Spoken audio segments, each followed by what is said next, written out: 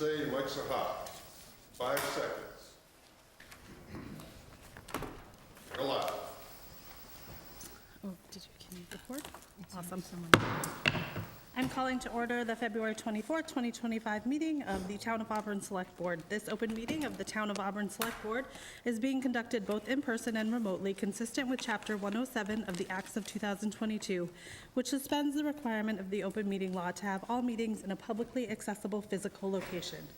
Further, all members of public bodies are allowed to participate remotely as long as reasonable public access is afforded. Unmute. So that the public can follow along with the deliberations of the meeting. For the public to join the meeting remotely by telephone, dial 408-650-3123 with access code 235-235-861. Or the public can join via computer at global.gotomeeting.com/join/235-235-861. All supporting materials that have been provided to members of this committee are available on the town's website. The public is encouraged to follow along. Please note this meeting is being recorded by Auburn Cable Television. Is there anyone else also recording? Seeing none, please rise if you're able for the Pledge of Allegiance. To the flag of the United States of America and to the republic for which it stands, one nation, under God, indivisible, with liberty and justice for all. Okay, so we have 3 individuals signed up for public comment. Well, we have a very full agenda today, and public comment is limited to 3 minutes, so please try to stay within that time frame. I will start with Mr. Tatro.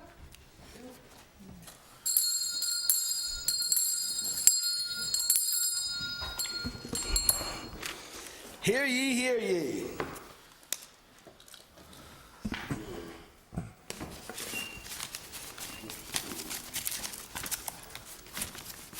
Citizen petition for writ of habeas corpus. To all ye who shall know these presents, greetings. I, Robert J. Tatro of 4 Ridgewood Drive, Auburn, Massachusetts, located in the county of Worcester and within the official confines and borders of the Commonwealth of Massachusetts, do hereby issue the citizen's writ of habeas corpus to State Senator Michael O. Moore of Millbury and State Representative Paul Frost of Auburn, both duly elected officials of the General Court of the Commonwealth of Massachusetts. You both shall simultaneously appear in these public chambers of the Auburn Town Hall on a date to be determined without delay or hesitation, and shall not exceed more than 4 business days from today. Upon your appearance, you both shall state your positions on Massachusetts General Law, Chapter 40B, whether you support or are in conflict with the current law, and your reasoning. Should you stand in opposition of the aforementioned law, you are expected to present your plan of action and/or legislation to repeal, overturn, or rewrite the law in accordance with the Constitution of the Commonwealth of Massachusetts. You may not send a representative, written or electronic statement, or suggest an alternative means of conveyance of your responses. You are to forthwith contact the office of the acting Auburn Town Manager to arrange the public hearing, at which time members of the general public and residents of Auburn will be publicly notified, welcome to attend, and have the opportunity to engage you both in person. The hearing will be recorded in accordance to all other public meetings and will be maintained for posterity. I respectfully volunteer my services to facilitate the meeting, issued this 24th day of February in the year of our Lord 2025, in accordance to all applicable laws of the Commonwealth and the historic tradition of the United States of America. Signed, Robert J. Tatro, 4 Ridgewood Drive, Auburn, Massachusetts, 01501. When I joined the Marine Corps, I took an oath to uphold and defend the Constitution of the United States against all enemies, both foreign and domestic. And when I later joined the Sheriff's Office, I took that same oath, but it was modified for the Constitution of the Commonwealth of Massachusetts. And I've watched this board negotiate in good faith for 6 months, only to have an applicant walk away. The zoning board, who I am not representing this evening, has also had to endure this for over 5 months, but we had to endure an additional 3 accusations of open meeting law violations, and we've endured the basically watching our town and our community being torn apart through arguments. So it's time for the elected officials to step up. They can't hide in the crowd anymore. It's not going to work. You're going to have to come here. You're going to have to be accountable to the people that pay you and elect you. So you can decide, are you going to be with the people in Boston, the Redcoats, or are you going to be with us out here in the towns, the Colonials? Because it's pretty simple. You're going to have to decide which side you're on. So with that being said, I thought it was appropriate to throw down an old school political slap, let them know Pedro? it's time to get busy. Your 3 minutes is up. Thank you so much. I'll leave this here for you. Thank you.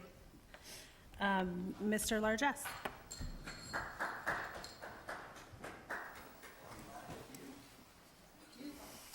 Danny Largess, 39 Perry Place. I got a question to the board, and the ZBA is kind of lacking information that I'm kind of, I don't know what to say. I don't know how they are doing it.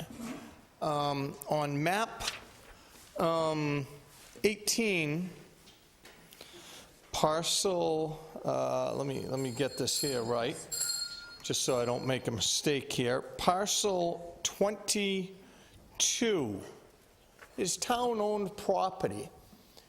Is the town ready to relinquish this property to the Venacasa Building, 16 Perry Place LLC? Because I don't remember it coming in front of town meeting. There was, correct me what the year was, but there was a gentleman behind Julia Bancroft, and they made him buy a parcel of land that he took and maintained for like 50 years. Now all of a sudden, your map, your book downstairs, the town's going to let this builder use their property for profit to collect $5.8 million a year? Is the town just giving this property up? Because I'd like to stake some area out in the town that I want. And I'm not going to make profit on it. And I just want to know how it got this far without the ZBA even knowing about this. Can anybody answer that question tonight? This is just a public comment. It's not a Well- question and answer period. It's certainly something we could look into and get back to you. Well, I think we need to take care of this before the next ZBA meeting. Do you need this map? I just got it from downstairs. I made some notes, and we can look into it. Okay, so when are we going to hear by this? Because I think it's very important that it's done before the next ZBA meeting. We will certainly look into it. Okay. I'd like a parcel right in front of the high school saying set up a little coffee cart there, if this is going to go through. Thank you. Thank you for your comments. Mr. Rafferty.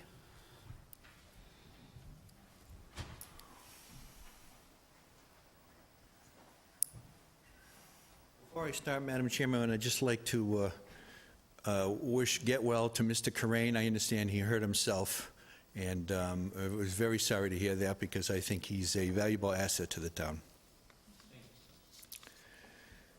I'm here to go on record as saying that Bob Tatro and the Zoning Board of Appeals cannot do their job. How can they not do their job? Let me count the ways. They routinely violate open meeting law. Bob Tatro led the effort to eliminate hybrid meetings despite the Board of Selectmen's objection. Mr. Tatro, in response to neighborhood opposition to oppressive Chapter 40B projects and the neighborhood opposition to special permit exemptions sought by businesses, declares out loud in public constantly that there is nothing the ZBA board can do because the state will overturn them or they will be sued in court, making them a foregone conclusion before it actually happens. This essentially communicates to businesses and developers that the ZBA are pushovers and will not act to defend the property rights of residents. The ZBA's most recent decision, under his leadership, was to deny a special permit for a recycling center in the middle of a residential neighborhood at the first meeting because there were too many negative issues impacting the residents. However, at the first appeal of that decision, the ZBA completely reversed itself and awarded the permit on the promise from the company that they would be a good neighbor and abide by some restrictions. Then at the second appeal, and with a notice of intent to sue from that company, the company wanted more restrictions lifted, despite oppositions from abutters who also informed the chair that they had not been properly notified, which is an open meeting violation.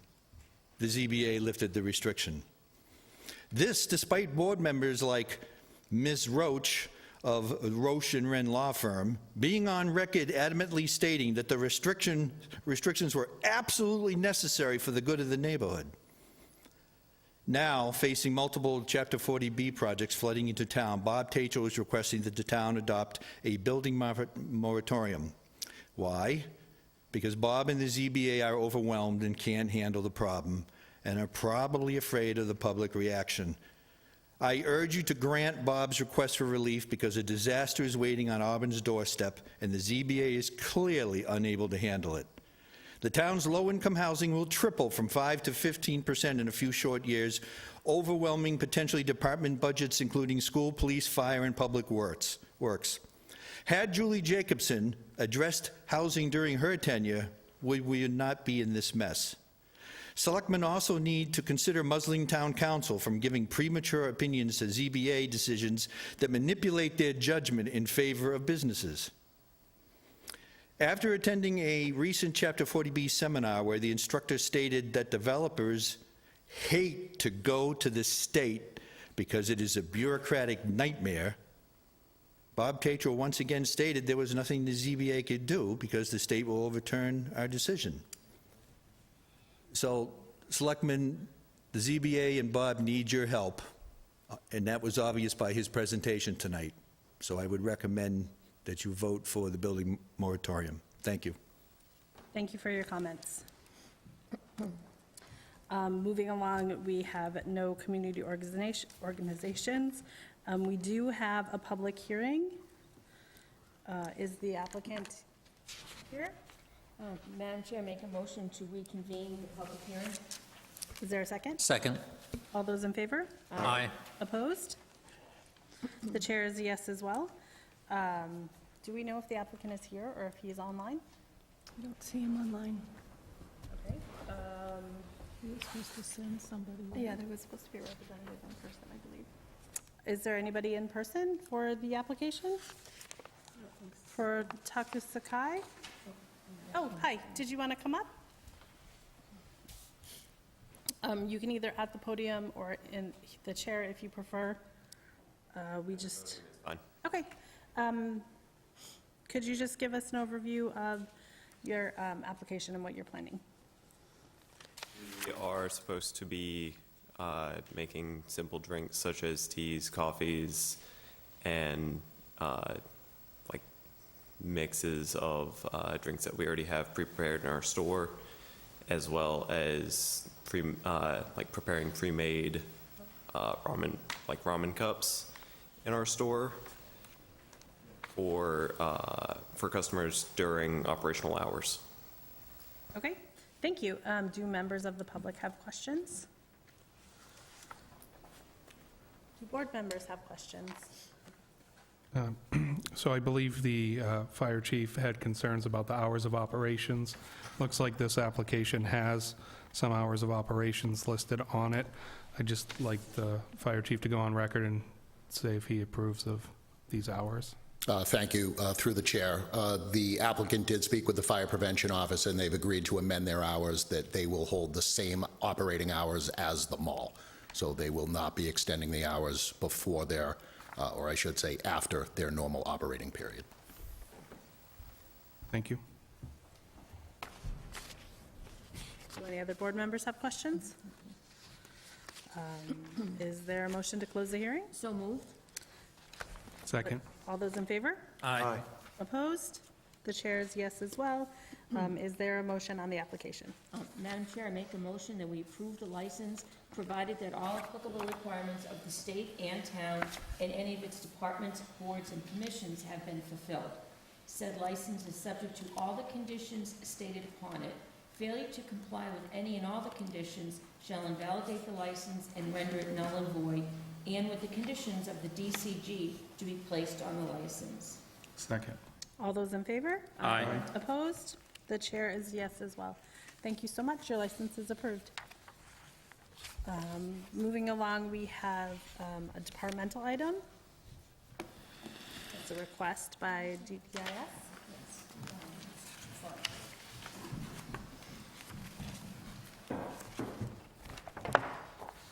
Good evening.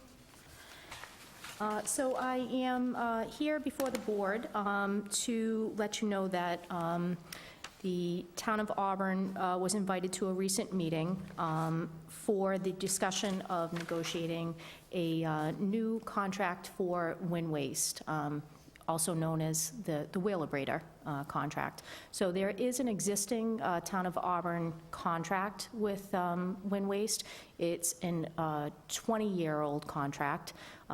It was entered into back in 2006, and it's a unique situation because there's not too many times that you have a contract for this long.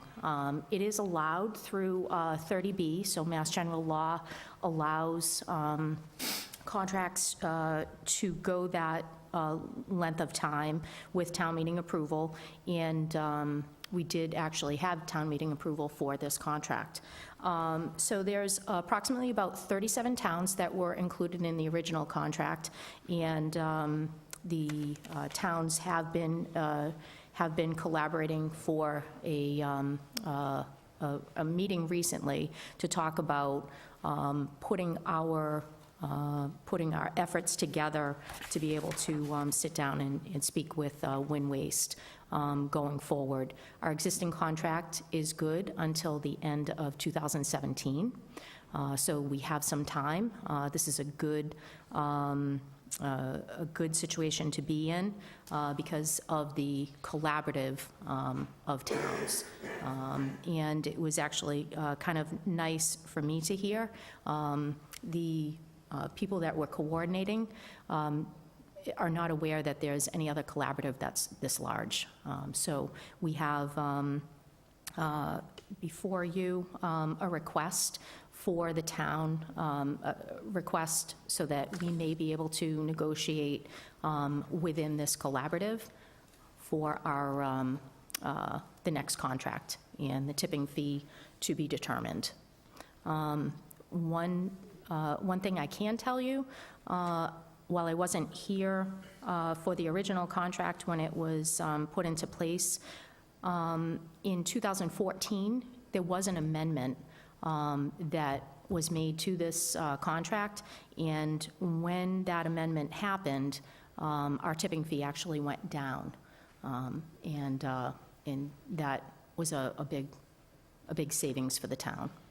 So I can't tell you that what the exact number of towns are going to be as part of this agreement. Right now, everybody's in the same phase of going to their towns to request negotiating, but we feel like this is a strong group and has a lot of benefit. I'm happy to answer any questions. Do board members have any questions? Just for clarification, I think you said 2017. Is that when it expired? Oh, I'm sorry.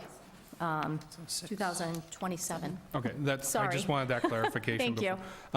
So this is a request to negotiate. It doesn't mean that we're obligated to enter into the contract if it's not favorable or the terms change what our existing contracts are. Are we also going to negotiate separately a different contract, or is this collaborative the only option that we're looking at for future contracts or extending the existing? Thank you for the question, and thank you for correcting me. 2027 just seems a little crazy. But yes, this collaborative, as I said, started out with the 37 towns, which is part of this 20-year contract. However, the municipalities that are at the table in the past, obviously, 18-plus years, a lot has changed in each municipality. So while we may not have 37 that will participate in this contract, the the ability to have power at the table is something that would be advantageous to us. If, I can't see that we wouldn't all have some sort of negotiating of the new contract. I don't see us going out separately. We are part of like several large towns. So I think the intent for the group is to get a new contract. Just, Madam Chair, through you, the request includes the line with cost of legal fees to be included. Do we have an idea of what those, what the value of those legal fees are expected to be? Thank you for the question. Unfortunately, until we know how many towns are going to be part of the collaborative, I do not have an amount of the legal fees. However, the group has already spoken with a law firm that is willing to participate as part of the negotiations. And I believe, if I'm not mistaken, it was one of the original legal firms that was part of the original agreement. I know it's tough to move forward in that direction. However, if we're not part of the original towns to negotiate, I don't know if there's a time that we'll be able to come back in. So right now, once we have an idea of how many towns that will participate, then I can come back to you and let you know an update on the proposed legal costs, but they would be distributed between all the towns. Okay, thank you.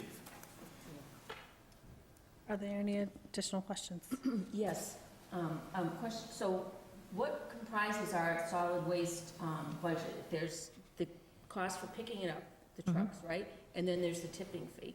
So this contract is to negotiate the picking up. Thank you very much. So you are correct. The main two parts of the solid waste budget are going to be the hauling, which is Casella, and then the tipping is the disposal. So the disposal contract is the one that I'm referring to, the 20-year contract. Those are the two main costs of the solid waste budget, and then, of course, we have staffing cost as well. So the other contract, didn't we, if we started the contract in 2006, didn't we just renew it every 3 years? No, this was an actual 20-year contract. Okay, all right, so I'm thinking of the hauling. Oh, yes. So the hauling contract, we did have as a 3-year. So the hauling contract was 3 years. This one is 20, and this had to be voted by town meeting, which it was, and thanks to the town clerk, we found the minutes. And one last, when does the Casella hauling contract end? That is going to be 2026, so the end of fiscal year, so it's going to be June 30th of next year, 2026. Thank you. You're welcome. Are there any other questions? Is there a motion? Madam Chair, I make a motion that we allow Auburn, the town of Auburn, to participate in a collaborative of towns to negotiate a new disposal contract for wind waste, AKA Wheelabrator, with cost of legal fees to be included. Second. All those in favor? Aye. Aye. Opposed? The chair is a yes as well. Thank you so much. Thank you. Madam Chair, can we move up item 6D? Seems that the director is here, and she has another item for us. Is there a second? Second. All those in favor? Aye. Opposed? The chair is yes as well. Darlene, would you like to come back up and speak on 6D?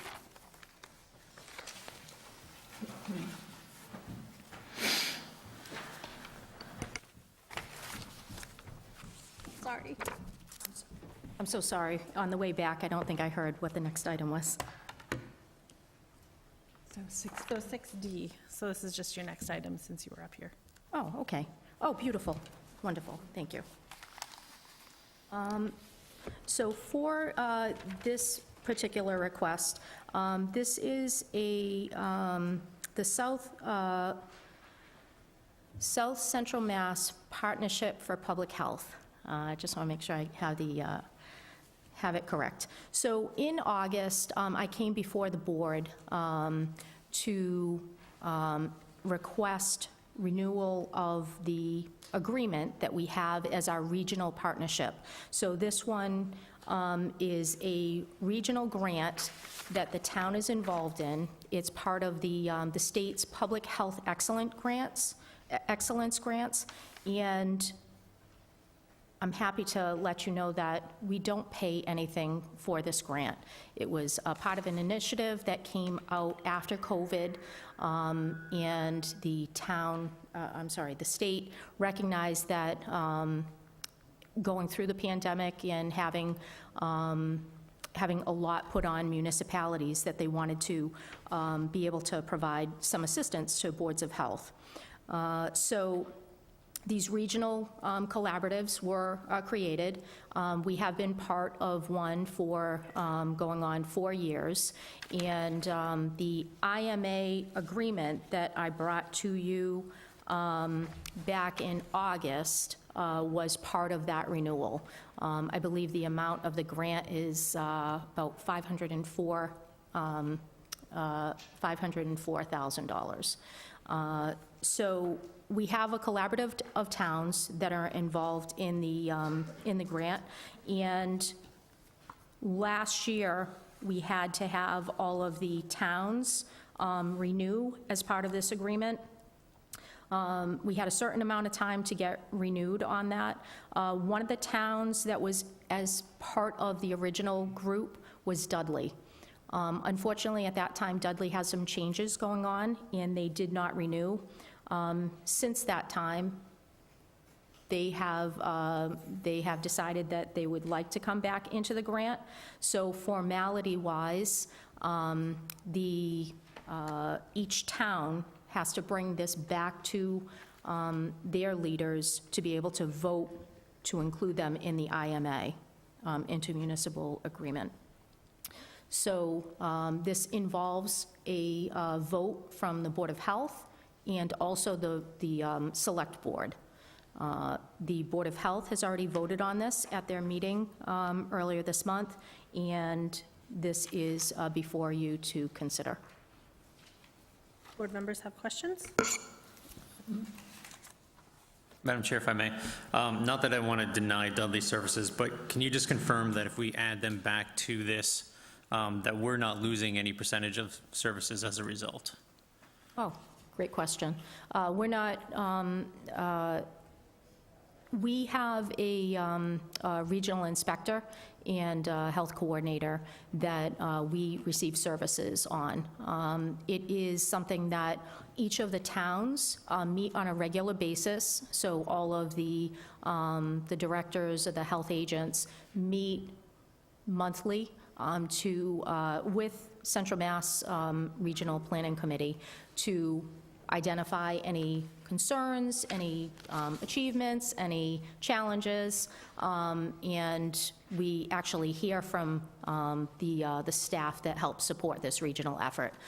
Typically, we have regional staff each week in the town, so we're very active. We're not going to lose any services as part of Dudley coming back in. And we have, our staff here is in contact with the regional staff pretty much daily. Thank you. Thank you. Madam Chair, through you, what towns besides us are in the IMA? Sure. So it's Auburn, Brimfield, Oxford, and Webster is the host. And then Dudley was in originally and out, and now they'd like to come back in. Southbridge is also part of that as well. But those are the main Thank you. main municipalities. Thank you. Are there any other questions?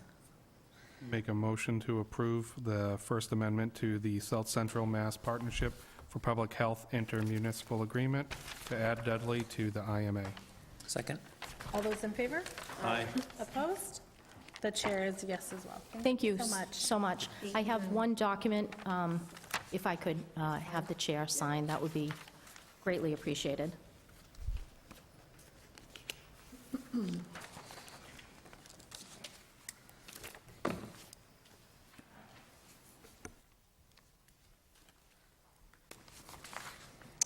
you go.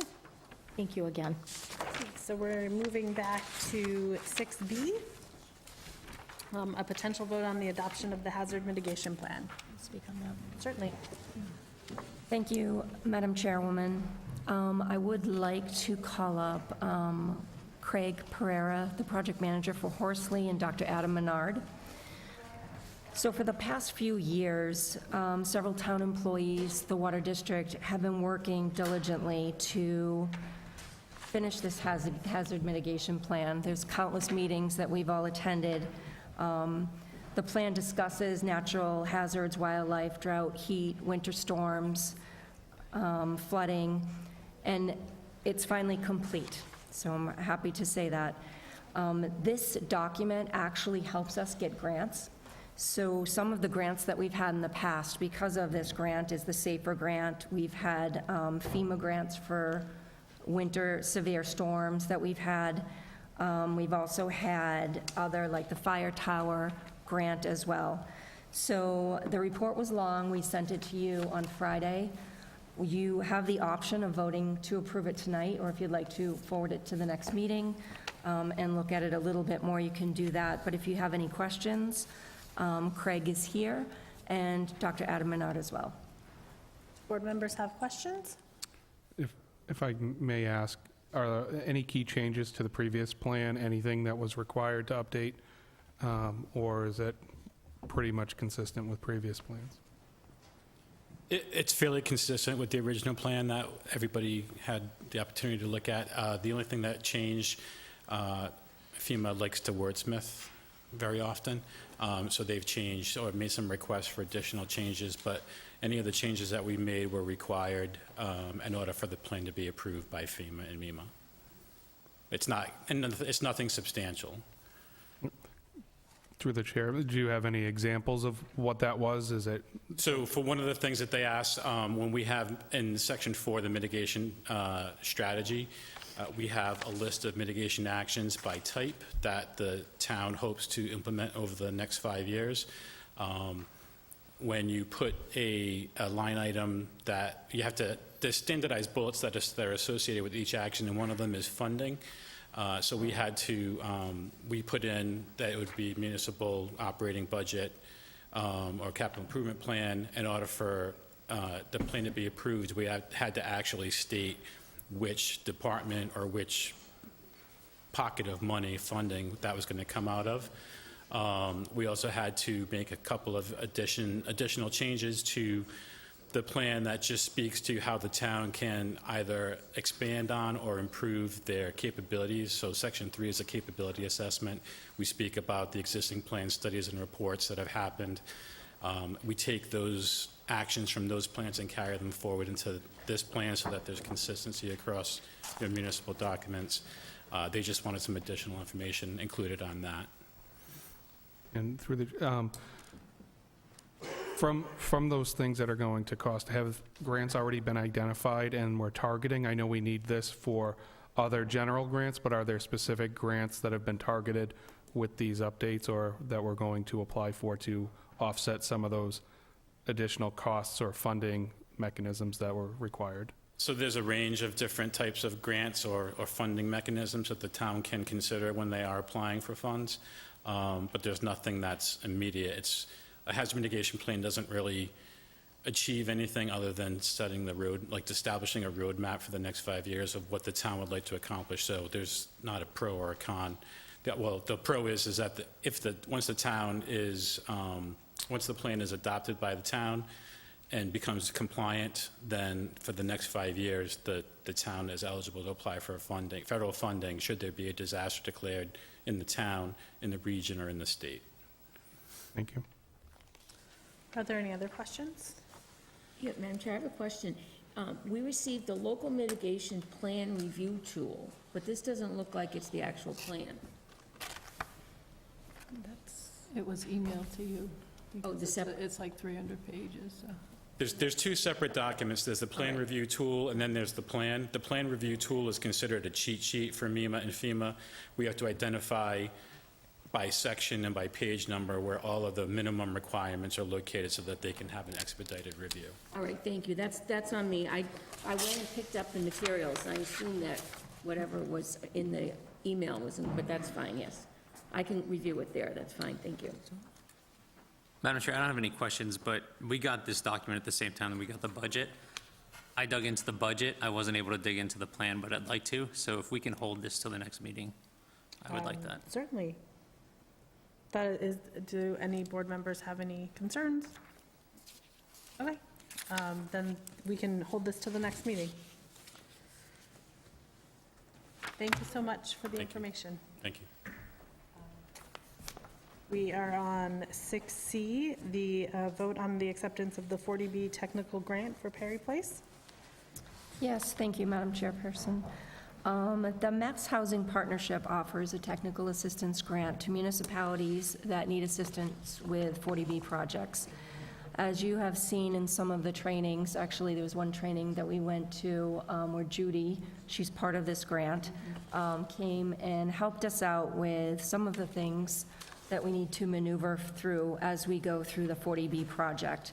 This grant was awarded in January. It's brought to you for your approval, and I apologize for the delay. It was brought to me last week, but we would like your approval to accept and expend this grant.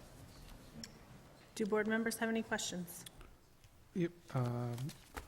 So part of that training, is there additional items that are taking place with this grant? Yes, so Judy, the woman that's helping us with the grant, has attended a ZBA meeting.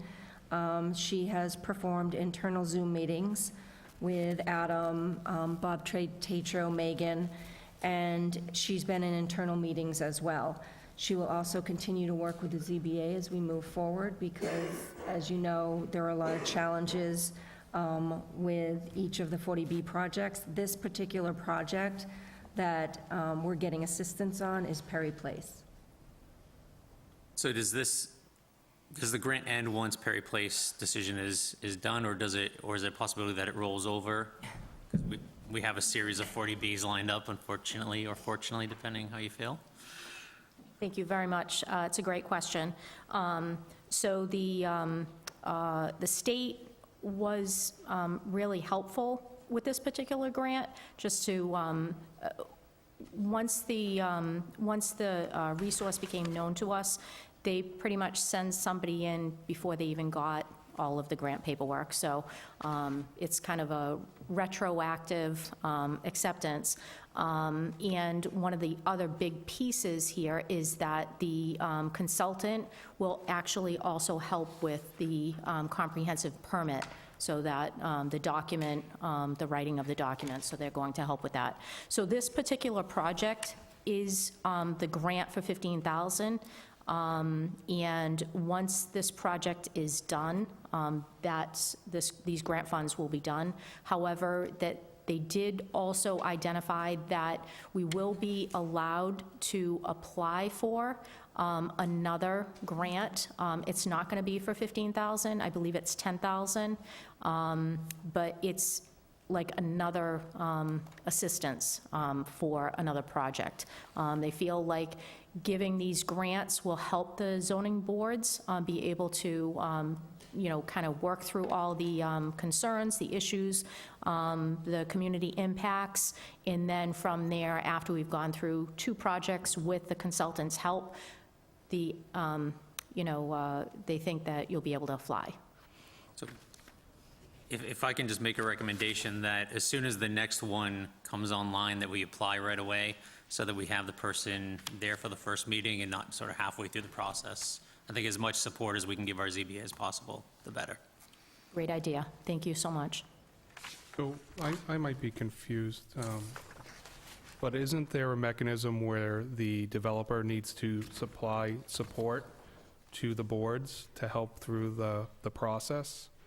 Is that different than this? This is strictly training. It's not, I did hear comprehensive permit, but again, maybe I'm just confusing it, but I thought there was a mechanism where the developer was supposed to supply resources if requested. I believe that our consultant has identified that the board can request that. I think for this particular one, because we were already in the process, that may be another assist that we can ask the consultant for the next project. Thank you. Madam Chair, just to elaborate on that, typically those are for peer review consultants, so the ZBA can ask the developer for money to pay for a peer review traffic consultant to review the traffic report. It's also for stormwater and any other technical reports along that lines, and based on the training that the consultant did, they can also, if we go the pro forma route with respect to the value of the, or the constructability, based on financing, we can ask for that as well. I don't think it's for either legal or for a consultant to consult with ZBA. I think it's more of a peer review process. Thank you. Madam Chair, through you, what organization is providing the grant? Sure.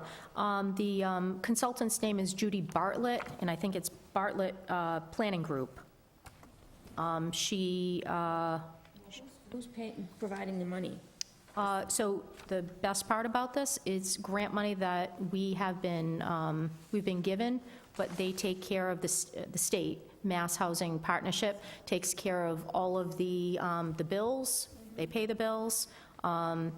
And we just, we track Judy, our consultant's activity with us. And she, honestly, she's been so helpful and makes herself available all the time.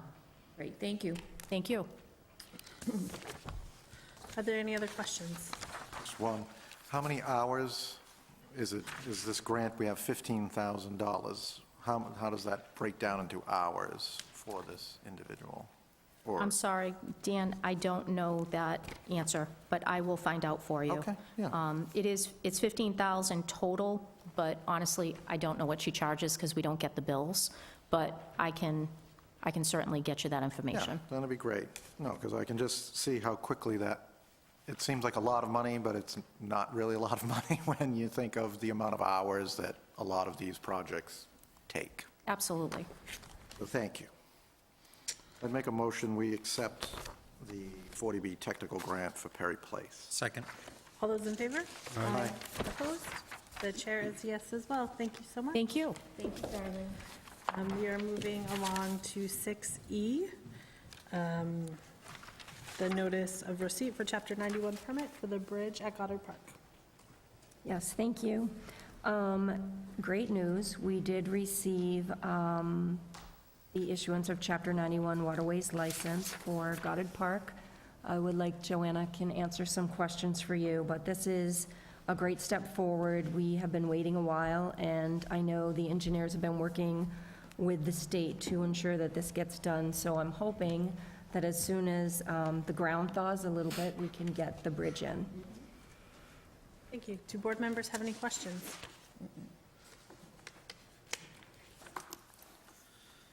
I guess there's no motion. Nope. Nothing we need to vote. Thank you so much. So we have no communications. We do have some select board general items. We have interviews for the finance committee vacancy. If you want to start, I know there was one gentleman that was going to be coming later. Which one is that? Him? Okay. Yep.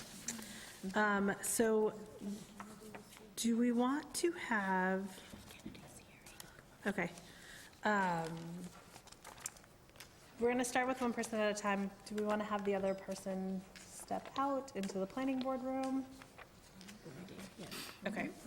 I know the chair of the finance committee is here also, so if you would like to come up as well, and have the opportunity to ask questions of potential new board members. You can sit right up there.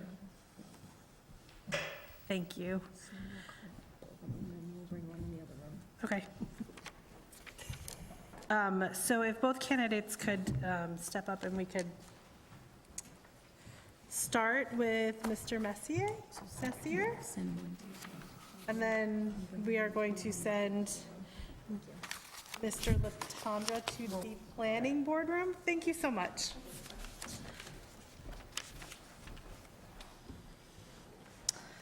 Hi, Mr. Messier. Could you just tell us a little bit about yourself and your interest in the board? My name's Steve Messier. I grew up in Spencer, East Brookfield, and we in 2019 we moved to Auburn. We live on 8 Marie Ave, me and my wife. And what got me to start thinking about coming here for the board and all that. There was an issue across the street from where we lived, and so we were here for several meetings with the zoning board and conservation for that issue. So while we were here, my wife was asking me to say, you've been volunteered to be here, if you got a chance to do it again, would you? I spent in East Brookfield, I was on the finance committee for 11 years. I left it because of my mother was dying that year, so I had to give it up, and then we moved to Colorado. So that's what started my thinking about it, and so when this opportunity came up, I thought about it a lot and decided, well, let me volunteer again. East Brookfield was, I met with a selectman, he asked me to volunteer, and I volunteered then. And I volunteer for a lot of things, but those were the ones for the school committee and the finance committee. Thank you so much. I know you mentioned you were on the finance committee in East Brookfield. Do you have any other special experience or skills that you think would enhance your appointment? Well, when we were in East Brookfield on the finance committee, East Brookfield's a much different town than Auburn is. We were 2,000 people, and we were regional with Spencer. Spencer's a much bigger town than us, so they had more people in the school committee and all that. So we built a committee because of for the budget, to have East Brookfield and Spencer get together and with the superintendent, to work on the budgets all the time. And I volunteered for 2 years of, doing that, working with the other town and the superintendent and the school committee, working on the budget so that we weren't spending all the time in town meetings talking about it. We had, hopefully had a good plan, which seemed to work out well. Thank you so much. I'm going to turn it over to my board members to see if they have any questions. I have questions. I didn't know if we wanted to let the chair of the finance committee have the first whack at it, though. Certainly, Mr. Kennedy. No, I don't have any specific questions other than, thanking you for coming forward and volunteering, put your name out there, and it sounds like this is something you do on a regular basis relative to boards and committees and getting involved, so that's a big step forward. Yeah, every committee, I did the Little League committee, with, my son was on, so every single one that you get on, you learn things, and the finance committee was the one I enjoyed the most, actually, so, here we go again. Thank you. Board members? Have any? No? Okay. No questions. I will ask the question, it's the standard one. Do you have any time constraints that would affect your attendance at the scheduled meetings and/or any additional meetings as needed? And the Finance Committee meets on Wednesday evenings. Yeah. This is something that I'm going to have to work out. I work at Lowe's. My schedule is all over the place. So it is something that now that I know that we meet on, they meet on Wednesday, I can go in there and say, hey, if I can have this block of time off, and hopefully they'll be willing to do that. Looking at my schedule right now, the next 4 Sundays, I'm working during the day, so if that continues, then it won't be an issue. If they want to play hardball and, say that we can't do it for you because we can't do it for everybody, then that may be an issue. Thank you. I'll say thank you for your service, but no additional questions. Thank you for volunteering. I'm going to ask questions because I always do. First, have you attended or watched any of the Auburn Finance Committee meetings? I haven't. Given that you've been on the Finance Committee before, what do you see as the job of the Finance Committee when it comes to interacting with staff, interacting with town budgets, interacting with taxpayers? I mean, you always try to, be, true to every budget.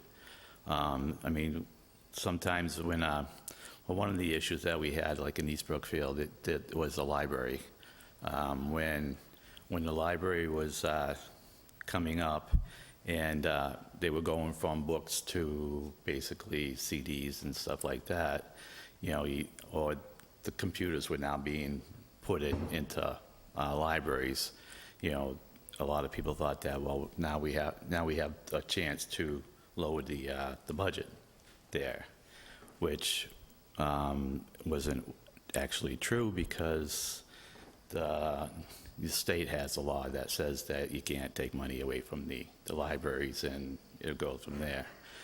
So you just have to try to look at all angles and make what's the best decision for more or less the town, but also the people that are affected. Like here, it was the library. Being in a lot of the school committee meetings, you're talking about the schools and education, so that was, always a big, wanted to make it sure that it was good that you could keep the schools going, but also you have to worry about the budget in the town.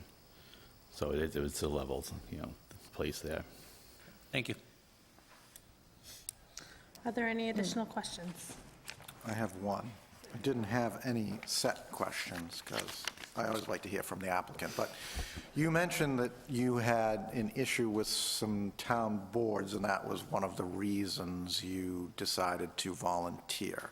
Can you explain a little more about that situation and why that was a catalyst for you to come forward for this board? It was, we live on a dead-end street, and there was a property across the street that was being, they took all the trees out, and they were planning to put a house or 2 houses over there. And basically what happened there is that he got a one house permit, and he tried to put 2 houses on it. So we had to go to, so they had a meeting that, everybody in the neighborhood got invited to discuss, how they're going to handle that situation. So it was nothing to do with us. It was it was a neighborhood thing where the abutters all get invited and can speak. Thank you. Are there any other questions? Thank you so much for answering all our questions. Thank you. Thank you. Thank you. Through the chair, is there Is the Finance Committee currently set up with members from all precincts? Are we looking for a particular precinct, or does it matter? Gosh, Precinct 4, we're lacking a member from Precinct 4. But it's not required that we have... It's not required. Precinct. Right.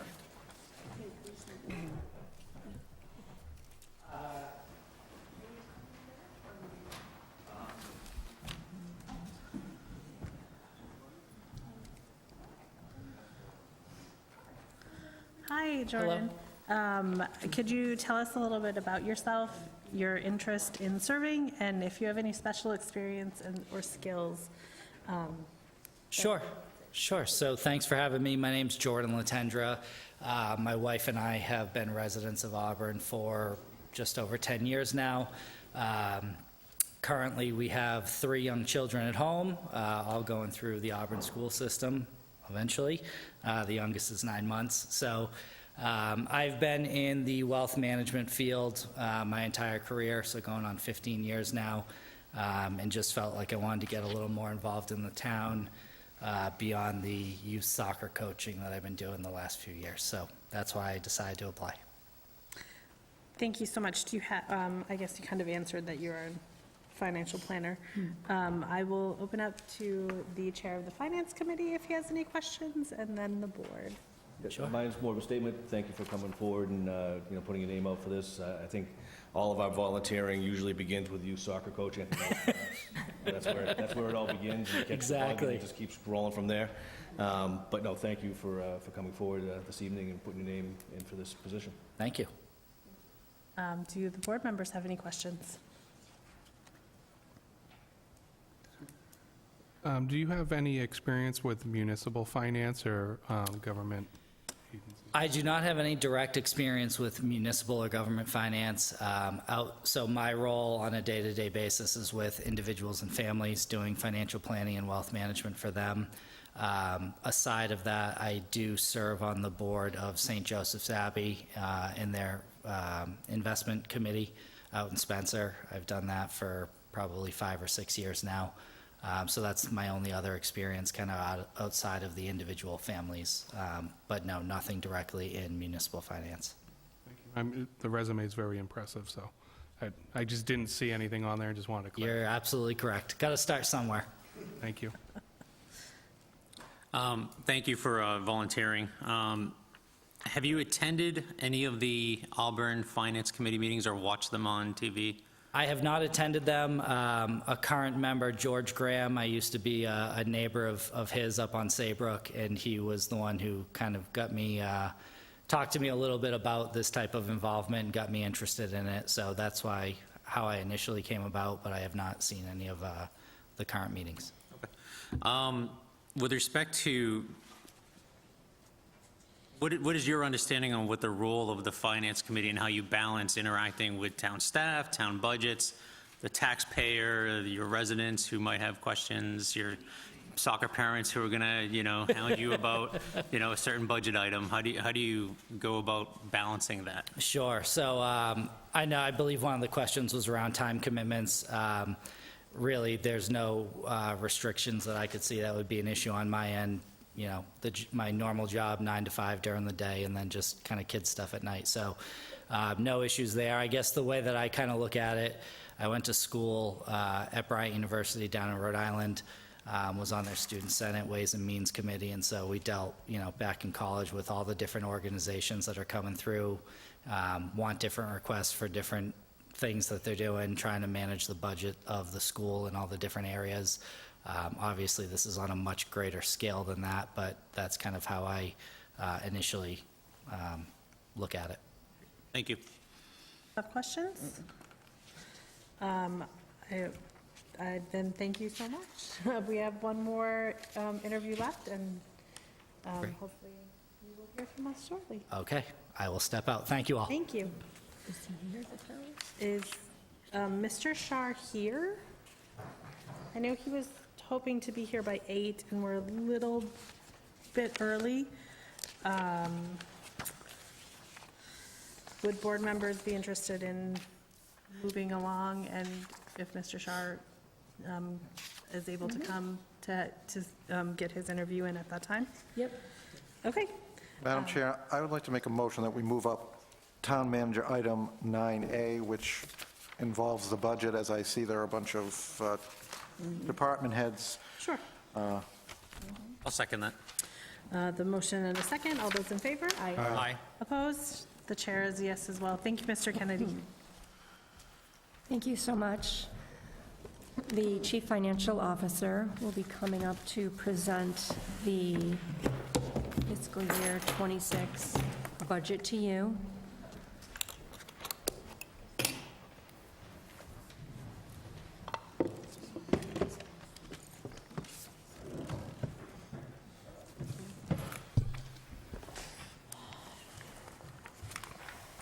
Thank you.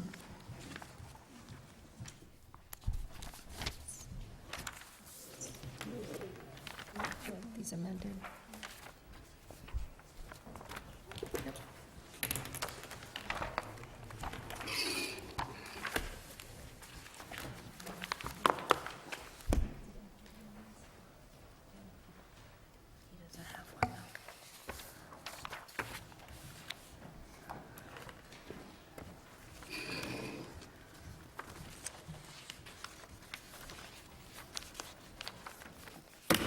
Some extras at the end. I think so. Do you want one?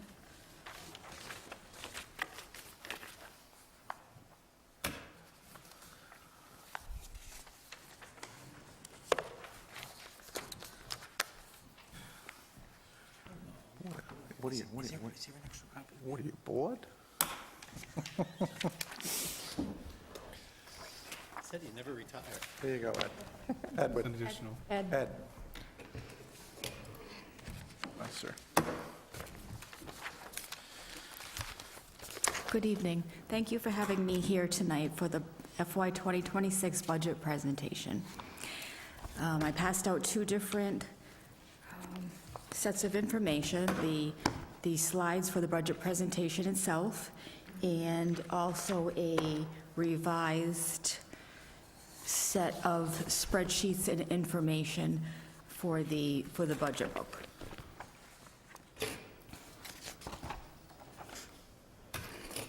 Okay, so I'll begin with the FY 2026 budget presentation. The first page after the beginning there just is a summary of the appropriations and the revenue sources for FY 2026. The excess or the deficit there is no deficit. The excess is estimated at $29,196.68, so we have a balanced budget. The excess levy capacity is remaining at 9.3%, and this budget utilizes the full extent of Prop 2.5. So I'm going to get into a little bit more of the details in the following pages. So the next page gives a little bit of detail of the revenue versus the expenses for fiscal year '26. We have the local receipts, which has an increase of $885,000, 6.96%. Cherry sheet receipts are only up 1.64%, which is $297,000. The tax levy, $2.4 million increase at 5.09%. We net out the debt exclusions, which changed $27,000 or went down 1.87%. And the available funds decreased $1.8 million or 40.59%. And again, I'm going to go through these specific categories to explain what the changes are in here. So the total revenues are an increase of $1.7 million, 2.08%. The appropriations are an increase of $1.7 million, 2.04%.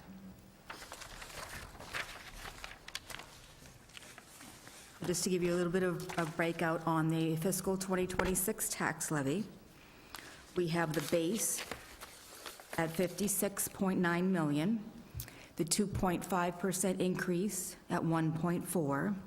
We added a projected of new growth of $1 million, which brings us to a levy of just over $50 million. The levy limit is 59.3, so the percent of the levy limit that the town is using is 84.30%.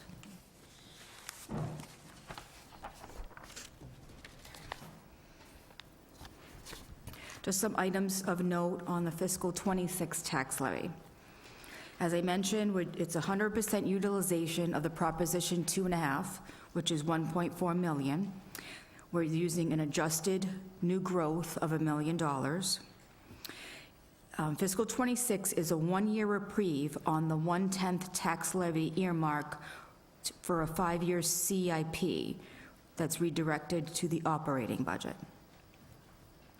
There is no consideration on the use of the $9.3 million of the excess levy.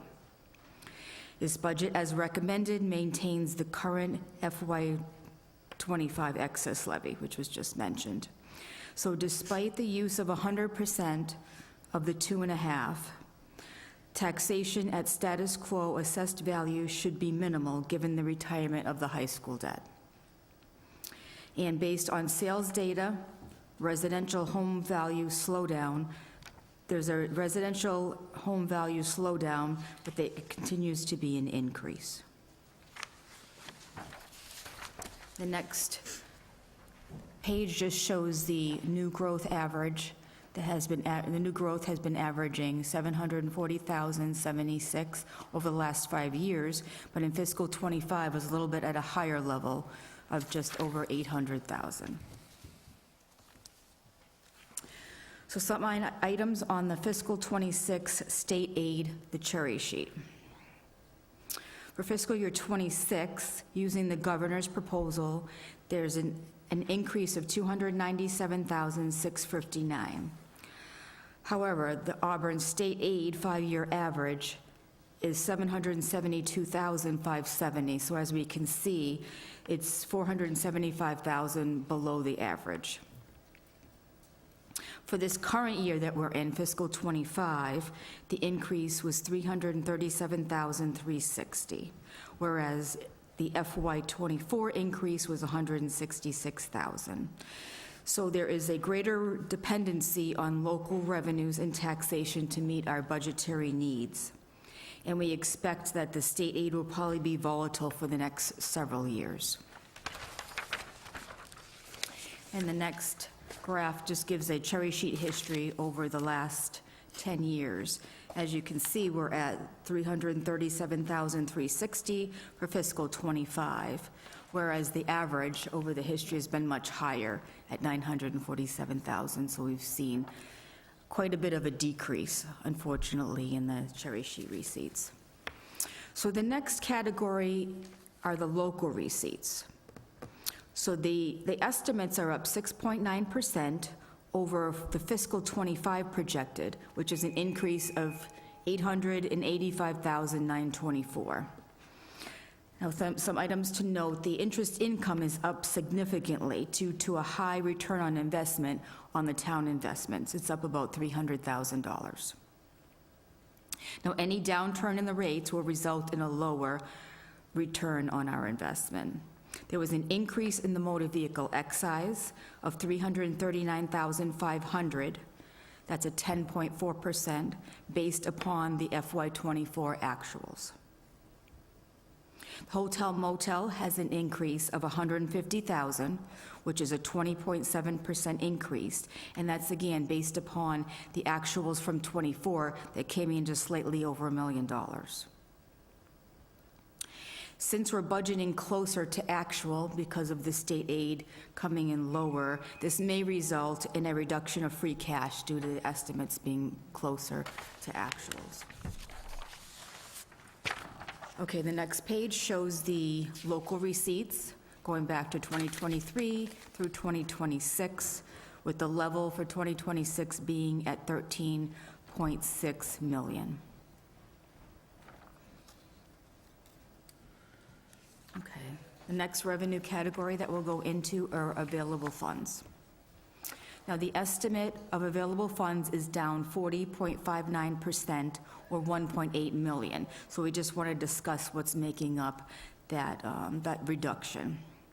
The reduction is primarily made up of one-time use of free cash, $903,000, which was from the fall town meeting articles, OPEB stabilization, CIP, and we're also using $135,000 of free cash towards CIP in fiscal year '26.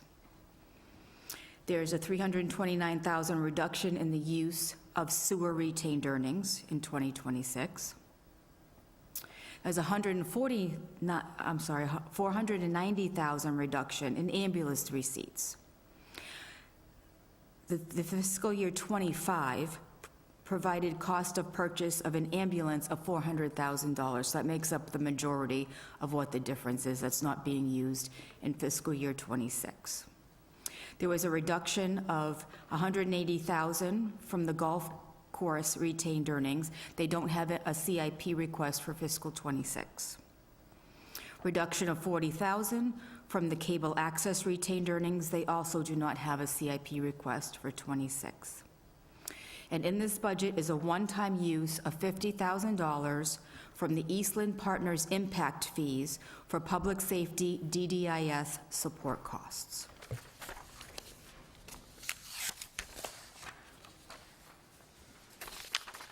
So fiscal '26, these are expenses that the staff requested but are not being considered in this budget. There were 2 firefighter paramedics, 1 DPW, a junior fleet mechanic, a GIS support position, and a parks laborer.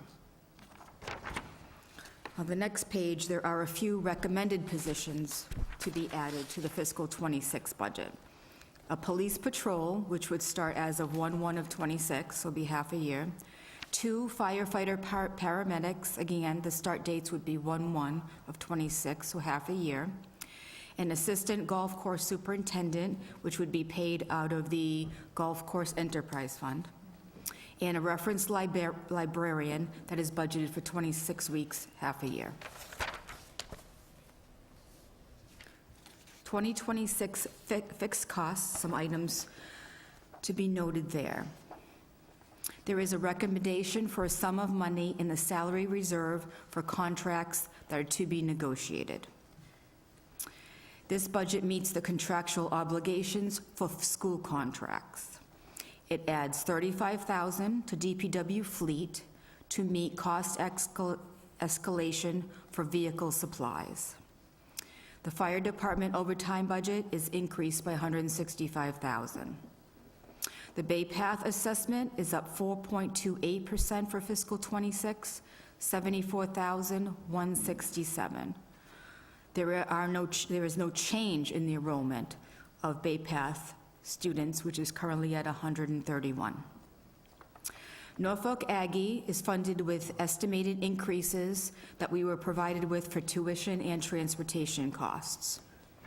And the fiscal '26 budget meets the solid waste collection and disposal costs. So for discretionary spending, the town operating budgets are very lean. There's not much in the way of discretionary line items. But we do continue to address professional development and certifications to advance and position our employees for succession planning. And there's just a couple other notable items that I wanted to point out as how the budget is calculated. The union wages are level funded for FY '26 using the FY '25 rates, as all of the union contracts are currently open. In the budget book, the FY '25 appropriations column that is on the departmental budget sheets, it reflects the town meeting votes. What is not included in there are the Finance Committee transfers and the 1% salary increases that are based upon performance reviews. And in Highway and Fleet, there were some employees that were moved from Highway and Sewer to create a new fleet division. So I just wanted to point out those items there. All right, so the next page gives the budget summary by department of what is being appropriated or asked to be appropriated for fiscal year '26. It goes down by each department, and there are a couple of articles that are anticipated on there for a total annual appropriations $86.182 million. So first, summary of the revenue and expenses. The revenues in the '26 budget estimated $86,211,275.83. Expenses, $86,182,079.15, for an unobligated balance of $29,196.68. As I had said previously, this is a balanced budget. So we will post a copy of this presentation on the website, and I would be happy to entertain any questions, provide as much information as I can. Thank you very much for being patient with going through all of the numbers. I know that there's a lot in there. So thank you. Do board members have any questions? We already knew, Todd, that you I smiled and didn't looked at sleep, you. that you didn't sleep all weekend. You guys don't want to go first? Yeah, I'll ask you. So I see we're projecting to have $1 million in new growth, and we haven't been that aggressive in a while in our predictions. We usually make 400,000, maybe a little more than that. Can you address, I know the actuals are about 800,000, but what makes us anticipate even a larger amount? Yes, thank you for the question. I'm actually going to have Ed address a few things because he knows a little bit more about some of the areas of the budget. So, thank you. It's nice to be back. Before I get into an explanation of new growth, I just want to say thank you to Sharon for your years of service. I know this is probably your last meeting, and I know Sue is due to retire, so I want to wish you all the best, good health, and happy retirement. So thank you for all you have done to help out the town. In terms of the new growth, we had some early discussions about the level of new growth. Certainly, there's an expectation that we are going to recognize some new growth as a result of the build-out on Eastland Partners, as well as a potential supplemental real estate bill that we're allowed to tax, which is not part of the local receipts now because we didn't know what that value was. But we're counting that as new growth. So there may have to be an accounting shift or a reduction of that $1 million that would carve out that supplemental portion and put it in the local receipts. We just don't know what that is yet. I say that because they're occupying a building every 6 weeks. So a discussion I had with Seth, they recognize that at the point of occupancy in terms of being able to bill out a supplemental bill. So we know we're going to have a supplemental bill. We just don't know what the value is. In addition to that, when you look at our 5-year annual new growth, it's been averaging about 760 per year. If we to maintain that without the recognition of Eastland Partners, that's going to bump it up above, it's going to get it close to $1 million. And there's a review by RRC to review all of our personal property that may result in a bump as well. So I think the collision of those three elements does allow for some positive estimates, but certainly that's going to require some monitoring. Thank you.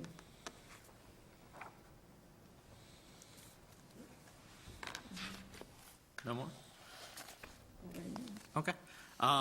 So I think I know the answer to this, but I just want to sort of hear it out loud for everyone else. With respect to the other excise/hotel motel, we've been increasing about $100,000 each year. This year, we're jumping it $150,000. Why do we think we're going to be getting, are we predicting more usage of our hotel, motel excise taxes? We're seeing that we feel comfortable our increasing estimates it. are based upon prior actuals. And our estimates were actually conservative, even though we were getting more in hotel motel. And we know that can change pretty quickly. I think as a result of the full occupancy because of the homeless population. That's resulted in a bump of that. We didn't go to the full extent of where we could go. We held back, and we believe that there's going to be a relocation of those occupants right now that may lead to a diminishment of revenue in the future. From what I'm hearing, those individuals are supposed to be relocated by the end of this summer, so certainly we will get a full occupancy benefit for the first 2 to 3 months, but beyond that there's some uncertainty. Okay, so we're predicting the sort of the 50,000 bump because they're going to be there for the first couple months within the new fiscal year, but then it'll drop down to normal levels. Well, actually, during the presentation, I did point out, too, that in fiscal '24, we received over $1 million in hotel motel tax. So that's why we're going up, but we're just not going up to the full extent. Okay. And I just want to make sure I heard it right so everyone else can hear it right.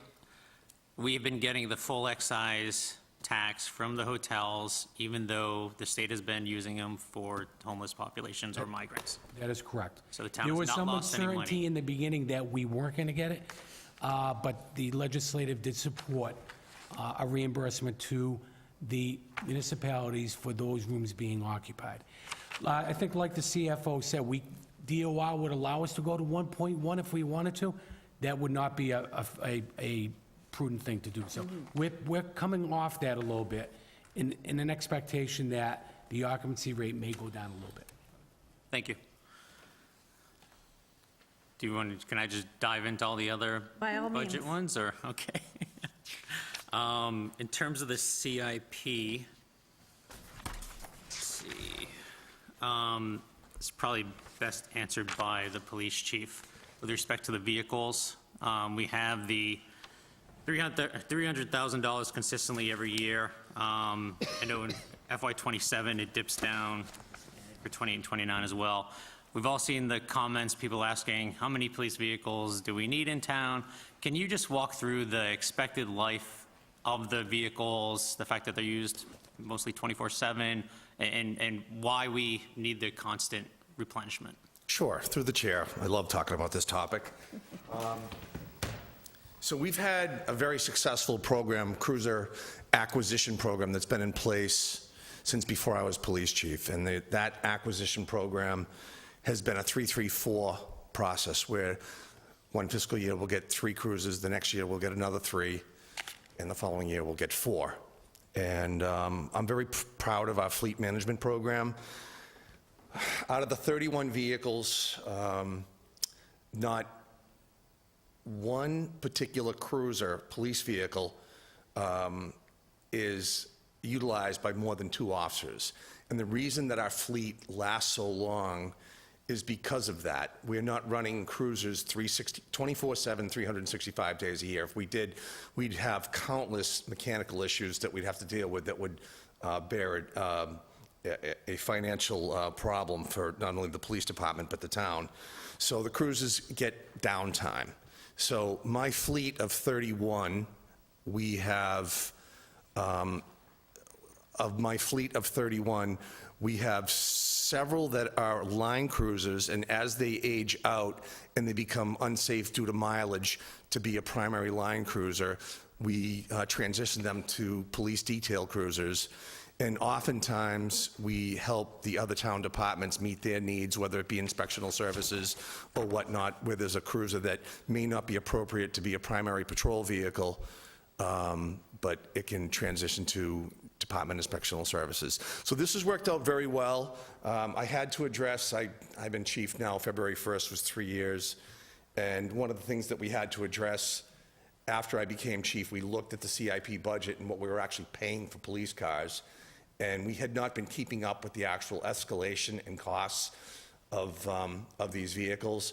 And we're, as I'm sure many of you that sit on the board remember, a very lengthy social media post that we put out on how we acquire them through the state bid process and whatnot. But the prices ebb and flow from year to year, but generally the car manufacturers aren't giving us any deals, and they're not going down. But the state determines what the cost of the cruises are.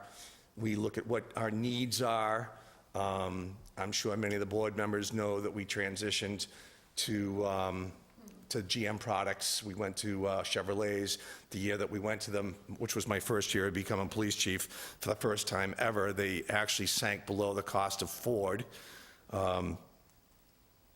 During my lifetime, not to be dramatic, but this is factual and something that I think about. It's what police chiefs think about, is keeping their officers safe. During my lifetime, we lost Stephen Lucas, which is what Southbridge Street, Route 12 is named. It's the Stephen Lucas Memorial Highway. He was killed in a very tragic accident on New Year's Eve, and he hit the pole there down by CVS at Goulding Drive. And I feel a little bit more comfortable having the officers have a little bit more steel and vehicle wrapped around them. I work with some big guys. One of my traffic officers is 6'7", and he's a big boy, and he getting out of any other car than the Chevrolet, it looked a little odd.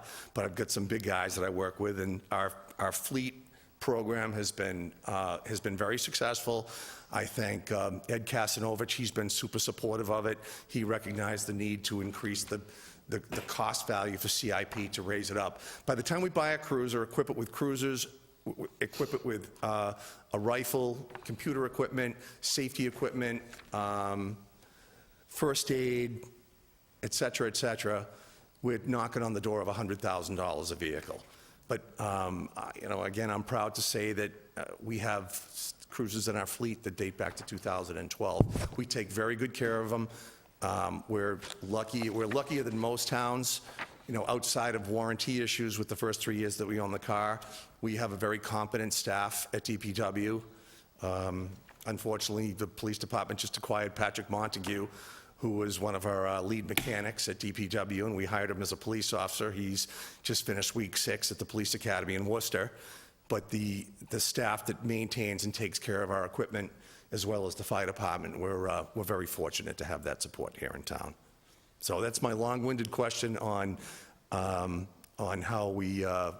our fleet is acquired and deployed. So out of the 31 cars we have, just for everyone's edification, the public's edification, we have 44 police officers in town. And for the first time in 20 years, we are at full complement once my recruits get out of the academy.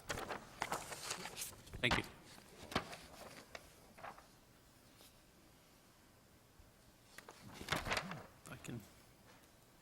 Madam Chair, if you don't mind, I keep going? Absolutely. Okay, great. Roadway improvements within the CIP, the 120,000, I just want to confirm that that's in addition to Chapter 90, so it's town funds that we're adding on top of that. In addition to the 500 some odd thousand that is permanently baked into the operating budget under the highway department, under engineering. Okay, great. Do we have an expectation on when we'll see the road list for the next coming season? Or this season, I should say? So currently, we are looking to add to our list of roads. We have a little bit of a buffer on our current contract, our roadway contract, so we're looking to add another round of roads this spring, hopefully in the next couple of months. And then subsequent to that, probably going out to bid in the fall for our next roadway contract. So we're hoping to get, maybe not, double the amount of roads, but at least start on the next year's contract in the fall. We usually have a little bit of an issue of waiting for the state to announce the Chapter 90 money. By the time we know what our budget is, it's already, the next fiscal year, we're already halfway through the construction cycle season. So right now, we're in a good position to add those roads in the spring, have our contractor work on those, finish up that contract, and then go out to bid for the next one. But you should be seeing something in the next couple of months.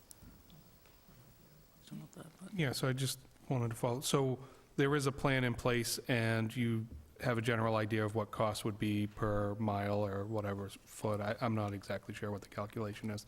So as soon as you know Chapter 90 funds, you can get that out the door, and we're not waiting on it. I know the board has supported additional funds, the 120,000.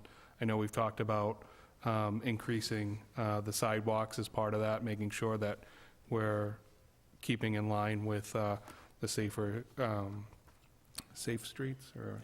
Complete streets. Complete streets, sorry. I was going to say the safer grants, but I know that's a little different. So I want to make sure we're ready and we can get things done. I mean, again, the residents see the roads. That's the biggest impact that we can have on the residents. I know it's expensive and things got delayed, but I think the budget's been trying to fund it, so I just want to make sure we're using those funds in a manner that most of the residents can see action being taken place. Through the chair, in addition to the roadway project, we also awarded the work for surveying and wetland delineation for Walsh Ave to start design on the sidewalk to connect that area of town to the center of town to the high school. So we're going to be looking to design the sidewalk along on the entire length of Walsh Ave. So hopefully, once the snow melts, we can get the surveyor out there, have the wetlands delineated, and start on design for that using those funds that were appropriated. Thank you. So that kind of bleeds into my next for the sidewalk. Sorry, one moment. I thought this would be a good time just to inform the board. I know the governor has proposed additional funding for Chapter 90 from $200 million statewide to $300 million. That would bode very well for Auburn. That would probably yield about another $300,000, but I just wanted you to know that. I don't know if that has any support. I know that's been attempted to increase that over the past several fiscal years, but that may be a possibility.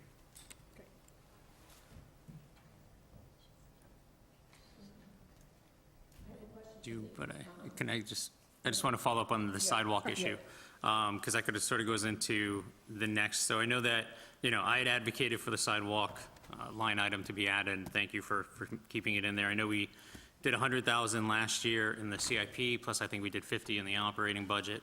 We're doing 150 this year. I know specifically we had residents from Bryn Mawr come in 2 to 3 times, town meeting members as well, and we had asked that be one of the first sidewalks that's addressed. Do we have a plan on where we are with, I think last time we got the update was it needed survey, it needed construction, so do we know where we are with Bryn Mawr on completing that sidewalk? So the sidewalk, we constructed a walkway. It has a little bit of a grade, but I know that I've talked to the resident that had initially raised that concern. She was very happy with what was done. So we provided a level area to get around that curve. One of the biggest concerns that I had with respect to safety was that curve, that bend in the road right in front of the wastewater the sewer pump station. So we bumped the walkway out behind some trees, behind some boulders, kind of strategically placed visual barriers so that vehicles knew that if they were going to be going off the road, there was something there to kind of at least let them know that they're going to need to be turning to make that as safe as possible. We do have the sidewalk prioritization plan that we are continuing on. So in addition to the work that we've already done, we're continuing on with the Walsh Ave work. Was that pathway that was constructed ADA compliant?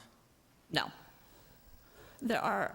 So we built a new walkway that's not ADA compliant? I mean, so a lot of sidewalks can't be ADA compliant to begin with, right? Because of the grade in the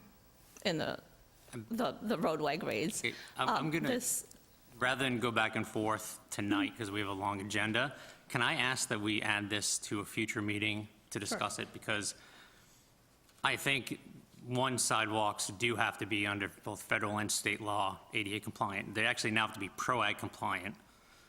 So, and we had specifically requested and committed to those residents that we would be constructing a sidewalk to connect the entire length of Bryn Mawr.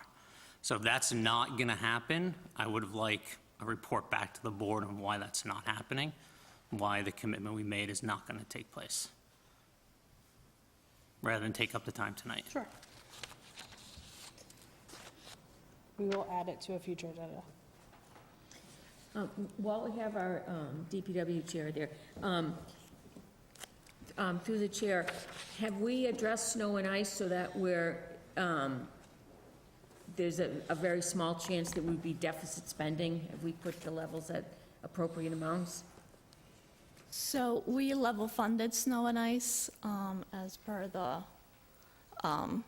the initial budget meeting.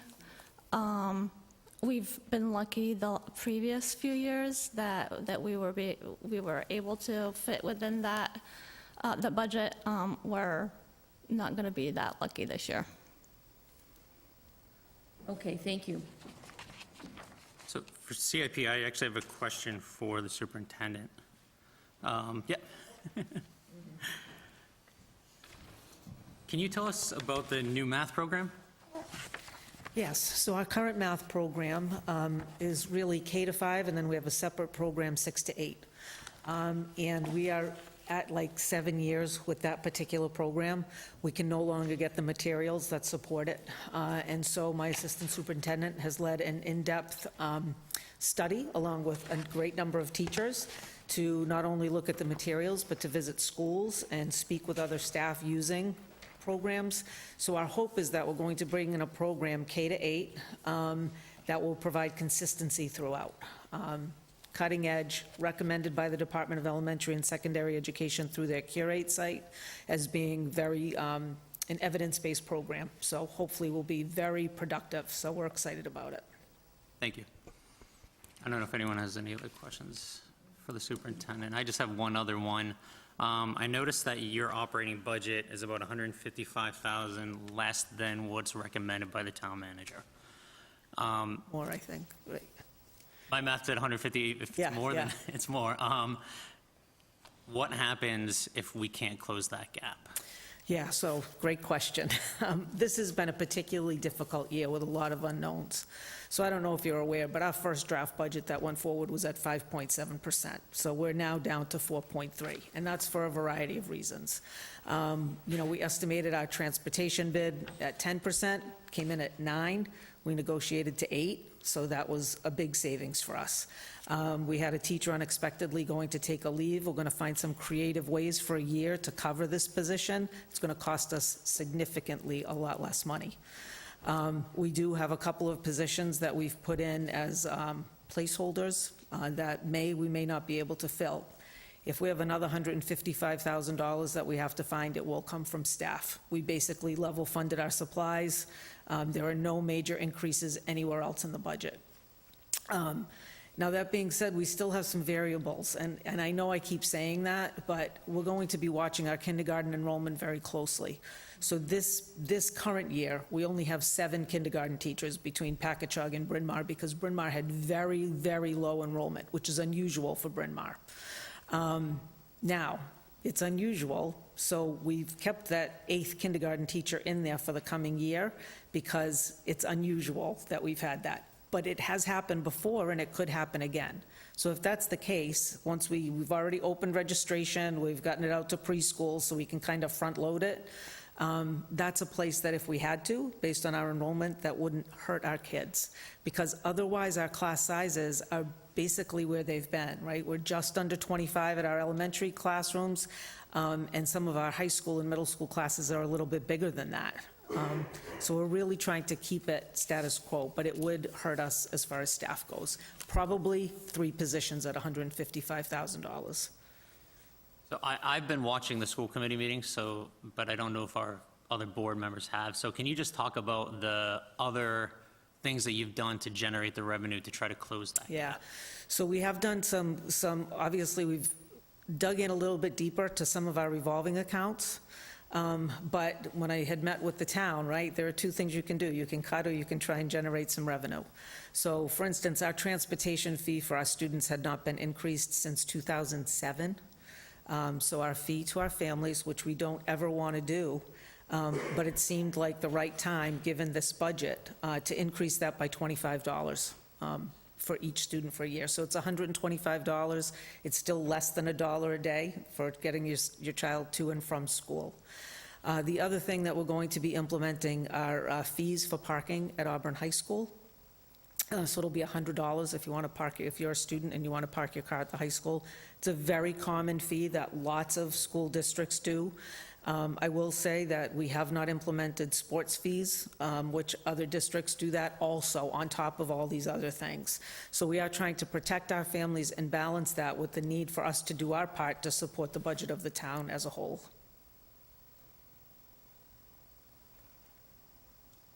Yeah, I mean, I just want to thank you for trying to balance the taxpayer and the user, the parents that are using the service.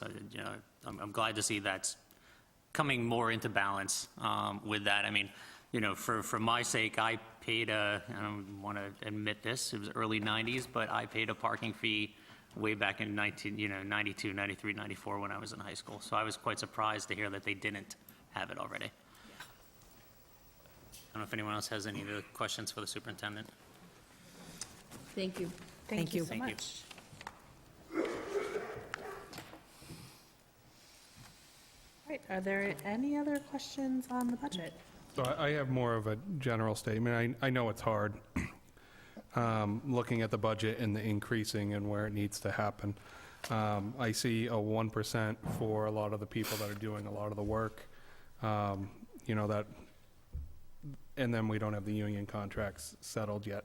But, you know, when the workers are getting or we're proposing a 1% increase, and then the leadership is getting more than that, and they're already compensated a lot higher, that's a higher percentage of the budget. You know, if someone's, a department leader's getting 2% increase, but all the workers are getting 1%, it's a big gap, and it will continue to widen that gap between the workers and the management. So I don't know if more can be done to keep that in line. And again, I know there's a lot that goes into it. The budget is, we're working through it, but it's not ideal to see a 1% increase for a lot of the workers and then management or leadership getting a bigger percentage. Yeah, can I just, it might answer, you know, it might, as you're answering it might add on to that. So as I was going through this, I had the same concern that we were seeing constant increases for management positions or bylaw positions, but not for the labor force and the workforce that are covered by unions. And my understanding is that there's a certain percentage, you've said tonight, that you're carrying in the reserve fund for as the contracts are getting settled. One, are we carrying enough to equal those 3 or 4% or 2, 3, 4% that we're seeing you know, leadership get? Are we expecting that that's what the labor force is going to get, or are we expecting labor force is going to come in with like a 1%?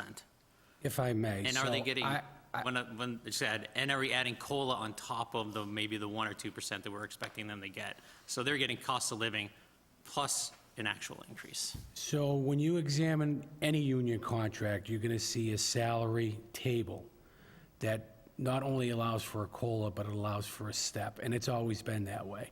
And there seems to be a disconnect because I'm hearing 1% of non-union, and there is a set aside for union contracts. I'm not going to telegraph what that amount is, well, what that's based on, because that would put us at a disadvantage when we go to the table. I can tell you, even though the salary is higher for some of those non-union positions, the percentage of increase in most cases is greater for those union employees than it is for bylaw employees. Bylaw employees typically get a 2% COLA, I have last several years, with a 1% potential for a successful evaluation. I can tell you union employees have a minimum of a 2% COLA, but they're getting step increases every year that puts, on a percentage basis, greater than union, non-union employees. So when you make reference to the 1%, I don't know where that's coming from, because In the presentation, they said 1%. That's where it came from. I think 1% is for the evaluation, Correct. For bylaw. For bylaw. for bylaw. So again, I'm just concerned about it, and again, reading through this, I know there's a lot of work that's gone into it, and I don't take it lightly, but it just jumps out the way it's presented to me, and I'm seeing individual or bylaw employees, what their rate is, and I know I don't see what the union is, and I understand the negotiation aspects, but there are employees, that are maybe not in management positions. I just want to make sure that, a 1% for them is a fraction of 3% for someone making $100,000+. And, I'd rather, in the tight budget times, if we're contracting, I would think management or people that are getting paid a higher wage would need to be compensated less or get less of an increase. That would be my opinion. Well, I think we all have to recognize that we've had a weekend to look at this, where you guys have been working on it for months. So some of these questions may, first of all, you've been doing budgeting for 30-plus years, so, we haven't. So we might have questions. That's why we have these presentations, so that we can understand what's going on. But I literally just got a presentation tonight. So, I'm not going to have a lot of questions, because I don't have 48 hours in a 48-hour weekend to go through a budget book. But I will ask questions as they come up. But I think members need to, and staff need to realize that we literally got a book of that size on Friday, and I've heard excellent questions, and I heard an excellent presentation from the CFO and the former CFO and town manager. So I'm very appreciative of it, but I think we all have to give each other a little space to breathe, because again, we can look at something, we've had 48 hours, we haven't had 6 weeks to look at this. So I just want us to show each other a little grace when we're having our conversations. So I just want to go back to Mr. Chambers' point, and I just want to make sure, I'm not asking you to give away the negotiating secrets. I just want to make sure that we're at a balanced budget right now. I think there's, $28,000 wiggle room? Are we carrying enough in reserves so that when we settle with all of the contracts that we have to settle with, which I think are all of them except for teachers, that we have enough in those reserves that we're not going to find ourselves in a pickle? So I think it provides an adequate increase for each bargaining group, although I can't tell you what those bargaining groups are going to do, because they could take it to a different level that may force a greater amount than the town is willing to offer. I think you're seeing that throughout the state. You saw it with the school department, you saw it with the teachers. That is the current climate. That's a possibility, but we believe that there is an adequate amount set aside that is trending with other communities based upon the current economics. May I add something? Yeah, absolutely. Keep in mind, too, that we'll have a fall town meeting. In that meeting, we'll make the adjustments to this budget as we get actual receipts, et cetera. And then we'll have our free cash certified, and we get to use 1/2 of the increase. So we will be able to adjust it some more if needed. Right. No, I understand we'll be able to adjust it, but we're at 2.5% already with this budget, with little wiggle room. So I just want to make sure that we're carrying enough. Because what did the teachers come in at? I just forget in terms of their... I believe it was a 333. 333. So, I mean, we can expect that's going to be the starting point of all those unions, because why would they not start at what we already settled on, a 333? So I just want to make sure we're... I think it comes down to headcount at that point, and, that's the sad reality. We're up against it, and that's why anything, and again, I hate to use the word claw back, but anything that is not guaranteed needs to be considered for potential reduction to make sure we're not willy-nilly losing headcount, because again, I don't know how operations works daily. I'll leave that the professionals, but if we're not getting the results with the staff we have now, either we need different staff or people to hold them accountable for that. So reducing headcount isn't necessarily something that's going to go over well either, but at 2.5, so again, I'm not trying to do, it's a general statement. I know there's a lot that goes into this. I think Mr. Carpenter said a weekend. These are just things that jump out. And I think everyone's in tight times, and I think we said the reliance on state aid is going to be concerning for the future, so we need to make sure there's wiggle room, and if we're going to 2.5 year over year, that wiggle room shrinks up real quick. Thank you. And I mean, for my part is, well, we hear a lot of talk of, that, taxes is too much, taxes is too much. We get very good services from our staff, and I just want to make sure that we're building in, that we're at least keeping the same level of services, that we're building a budget that doesn't cost us any services in any of the departments. Because I yet to hear any of those same people say, I'd be willing to give up service X. Every time I ask them and confront them and say, well, tell me what you want to give up then. They don't want to give up anything. So I just want to make sure that the budget we're building supports the staff we have and meets the increases that are needed, that we're seeing, that, they're very tight budgets. We're not seeing huge increases, except for here or there. So I just wanted to make sure that whatever we're building in those reserves can actually carry us. I got to tell you, for the last couple of years, the financial situation has shifted somewhat because of the loss of state aid, because of the current economics, because of the rate of inflation. We didn't have those challenges before. We're facing them now. And it's our priority, or has been my priority, and I know it's Karen and Dory's, to preserve jobs. That's our goal, to preserve jobs, maintain a level of service that we currently have right now, while preserving jobs. And that's become very difficult to manage, especially when we have shrinking revenue resources and relying more on local receipts to fund out our day-to-day operations. That's become a challenge. We have excess levy, but we committed not to using excess levy. But it's there, okay? It is a safety net. And it would have been a lot easier for us to come in with a recommendation that's going to use a portion of excess levy to get us what we all want. But that would not be the proper thing to do, because we want to be able to maintain that level of sustainability going forward through our annual revenue resources. So that's something that, and as you see, we've brought some more, we're less conservative on our local receipts to free up a little bit of that money. We can't do that every year, so we're hoping that the state is going to rebound. They go through these cycles every 10 to 12 years, that they'll rebound, and then hopefully we'll get back to a situation where we're getting our fair share of local state aid. Thank you. Are there any more questions on the budget? I have more, I'm sorry. In terms of, so for the fire chief,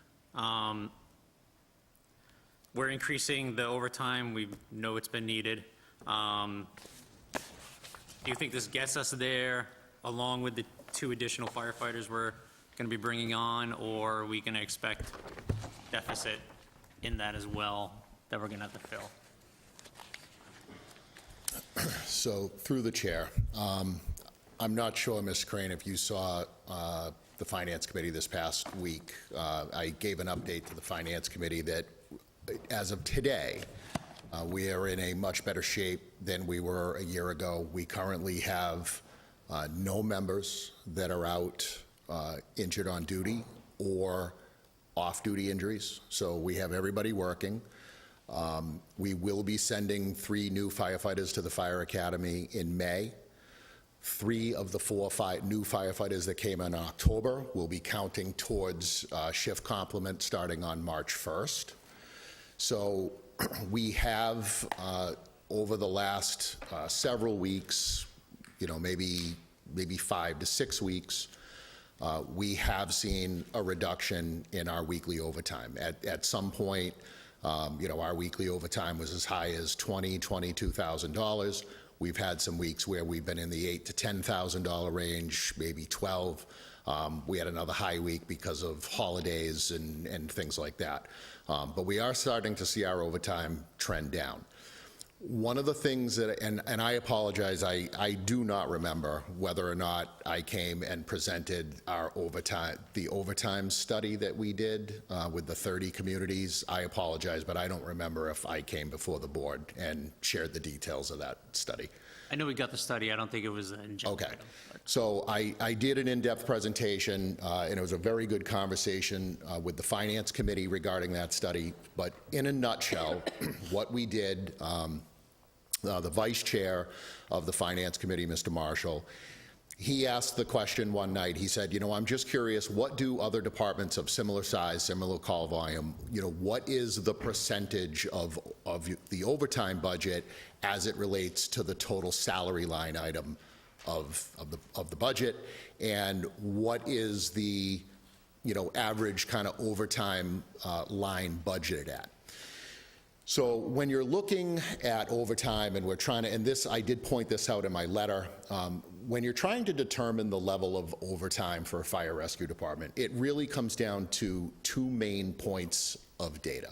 It comes down to how many calls are you responding to on an annual basis, and how many people are you trying to do those calls with, right?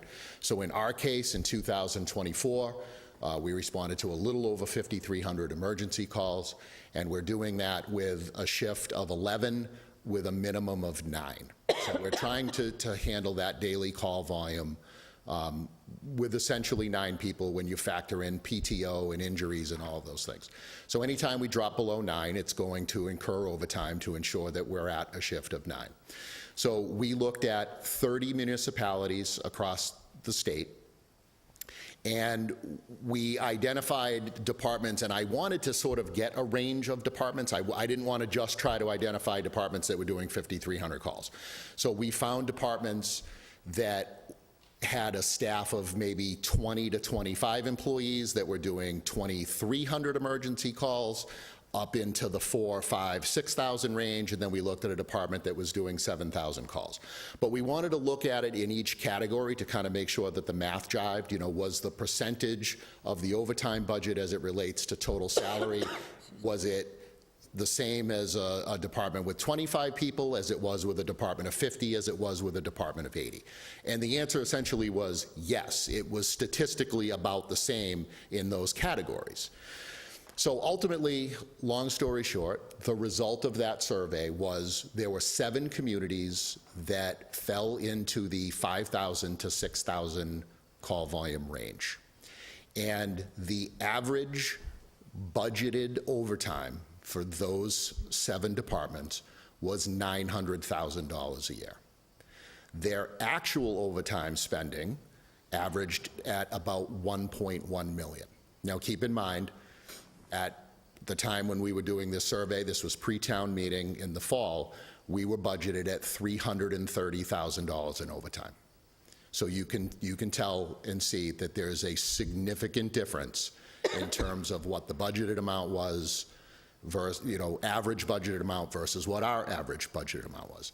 As I pointed out in the letter, in an effort to try to keep things lean, which has been the name of the game since I got here 18 years ago, right? We try to keep things lean. And we all know what certain strategies are. We level fund a lot of things, and we go back and we ask, and we play this, I hate to use the word game, but we roll the dice, and we try to hope, right? And we just talked about it in snow and ice. We did fairly well for many years, but, we lost our hand this year. There was a period of time where, our overtime budget was level funded for 6 years, despite 2% COLAs on an annual basis, despite staffing increases, despite increase in call volume. And I think really what it is we've just come to a point where, we're at a breaking point where there's just no way to adequately staff the department with the amount of overtime that is needed on an annual basis with $330,000. It's just not possible. And last year, as, I was at the Finance Committee quite often, seeking overtime transfers. We made the adjustment at town meeting. There was a period of time where, I had an entire group that wasn't working. There was 11 members, well, a total of 12, actually, that and most of them were on off-duty injuries, not even IOD injuries. We had some vacancies. It was a perfect storm that created this situation where, our actual overtime spending for last fiscal year was $720,000. So the other answer to Mr. Marshall's question was, what is the percentage of the overtime budget as it relates to the total salary?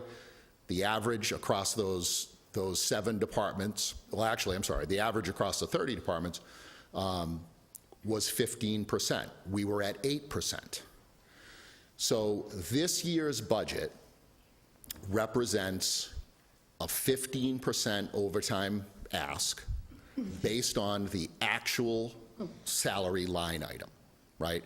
So the number is derived from the study of those averages. And like I said to the Finance Committee, and like I'll say tonight, even though the average was $900,000, do I think we need a $900,000 overtime budget?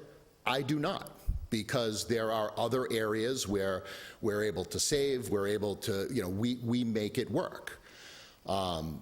Last year's spending was $720,000, but we were also riddled with employee, outages and vacancies and all of these things. My original request was for 600, I forgot if it was 18 or 19, 618,000, which was the 15% of the firefighters' total line. We reduced that by 18,000 to an even 600. And I will say the same thing to the Finance Committee. That is my best guess at this point. Overtime is a moving target. There are some weeks that go by where we have no callback. And then we have other days like this past weekend, between Friday, Saturday, and Sunday. We did a recall every day, Friday, one on Friday, one on Saturday, one on Sunday. So there are certain things that we can't anticipate. We try to use data of previous years to make the best guesses we can. God, I hope I don't have 12 employees, come the new fiscal year that are not working. It's gonna put us in a critical situation that's gonna drive those costs up. But with all things being equal, right? If everybody's working and everybody's counting towards shift, our average overtime on a weekly basis should be somewhere around $10,000 to $12,000, just with normal PTO, just normal type stuff. You got to remember, training is in there as well. One of the things that's never been calculated over the last couple of years, but we've assumed the overtime for the fleet mechanic. So when they get called, when we call him in, either to fix a truck or when we call him in to plow our lots, that's coming from our overtime budget. So there were other factors that went into the overtime budget that were never calculated or taken into consideration over the years. I feel right now, providing all things being equal, that everybody's in, I think 600 is a comfortable number. But I also don't know, right? I don't have the crystal ball. This has been, overtime is something that has really bogged us down for a long time over the last year and a half. I really hope that I don't have to talk too much more about overtime going into FY26.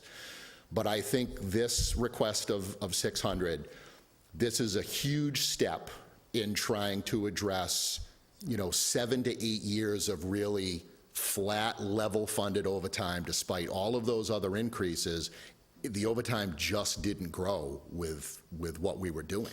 And it really put us in a bad situation when kind of all the worlds collided. So, I hope that answers your question. It is my best guess, but I do feel much more comfortable coming into FY26 with 600,000.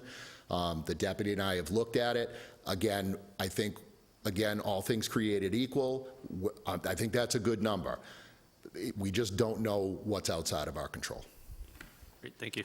If I could just follow up on that. Thank you, Chief.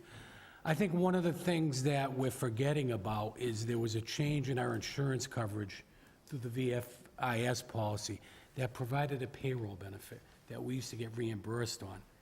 And I think because the rate of our claims and our loss really was a detriment to us continuing that policy because the premium just shot through the roof. It went up like $200,000. I think that's why we were able to level fund back years ago, because we were getting that reimbursement that went back into the overtime account that really didn't reflect the true expenditures. So when we were budgeting at, say, 250, we were really spending 350, 375, because we were getting that reimbursement that went directly into that account. Thank you. Through the chair, and that's a great point. And this was a question that the finance, at some point asked. They said, geez, we can never remember you coming back and asking for, maybe transfers, but we were always able to capture it within the budget. And the other factor that went away a few years ago, but it was during that period of level funding, was when we had part-time firefighters and they had a salary line. As our call numbers were declining year after year, there was always more of a salary kind of buffer in there.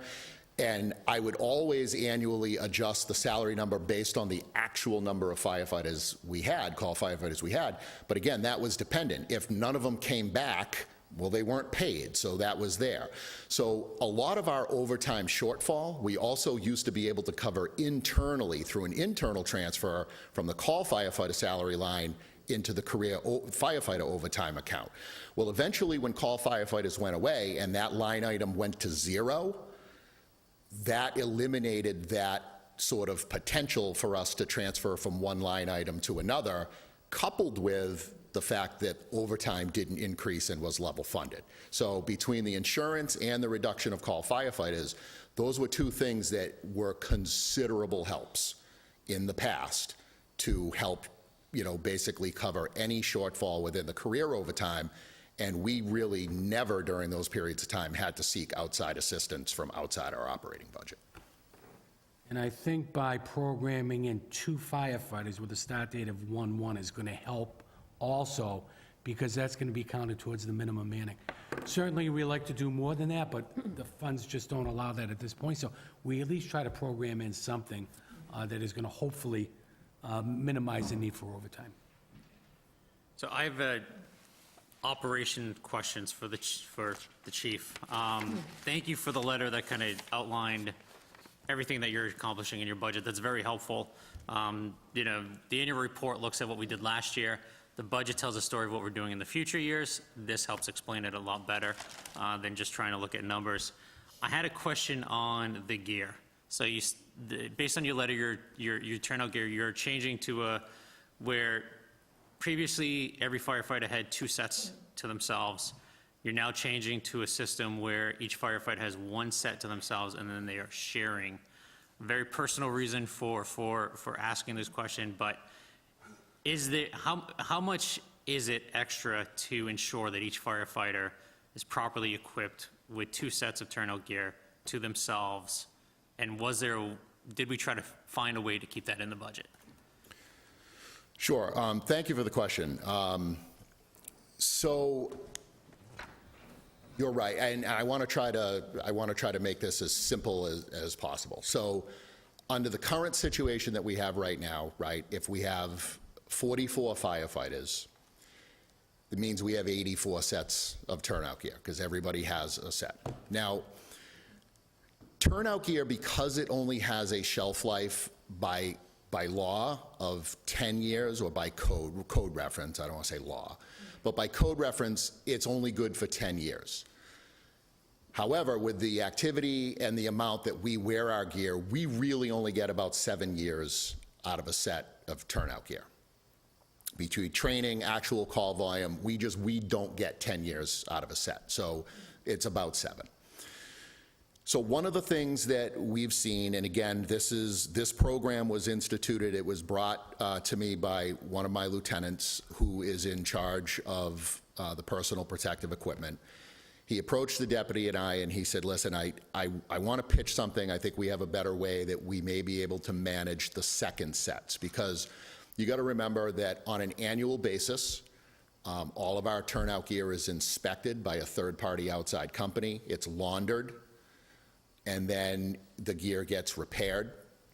And there's a cost to that, so there's a cost. So the more sets you have, the more money that it's going to cost.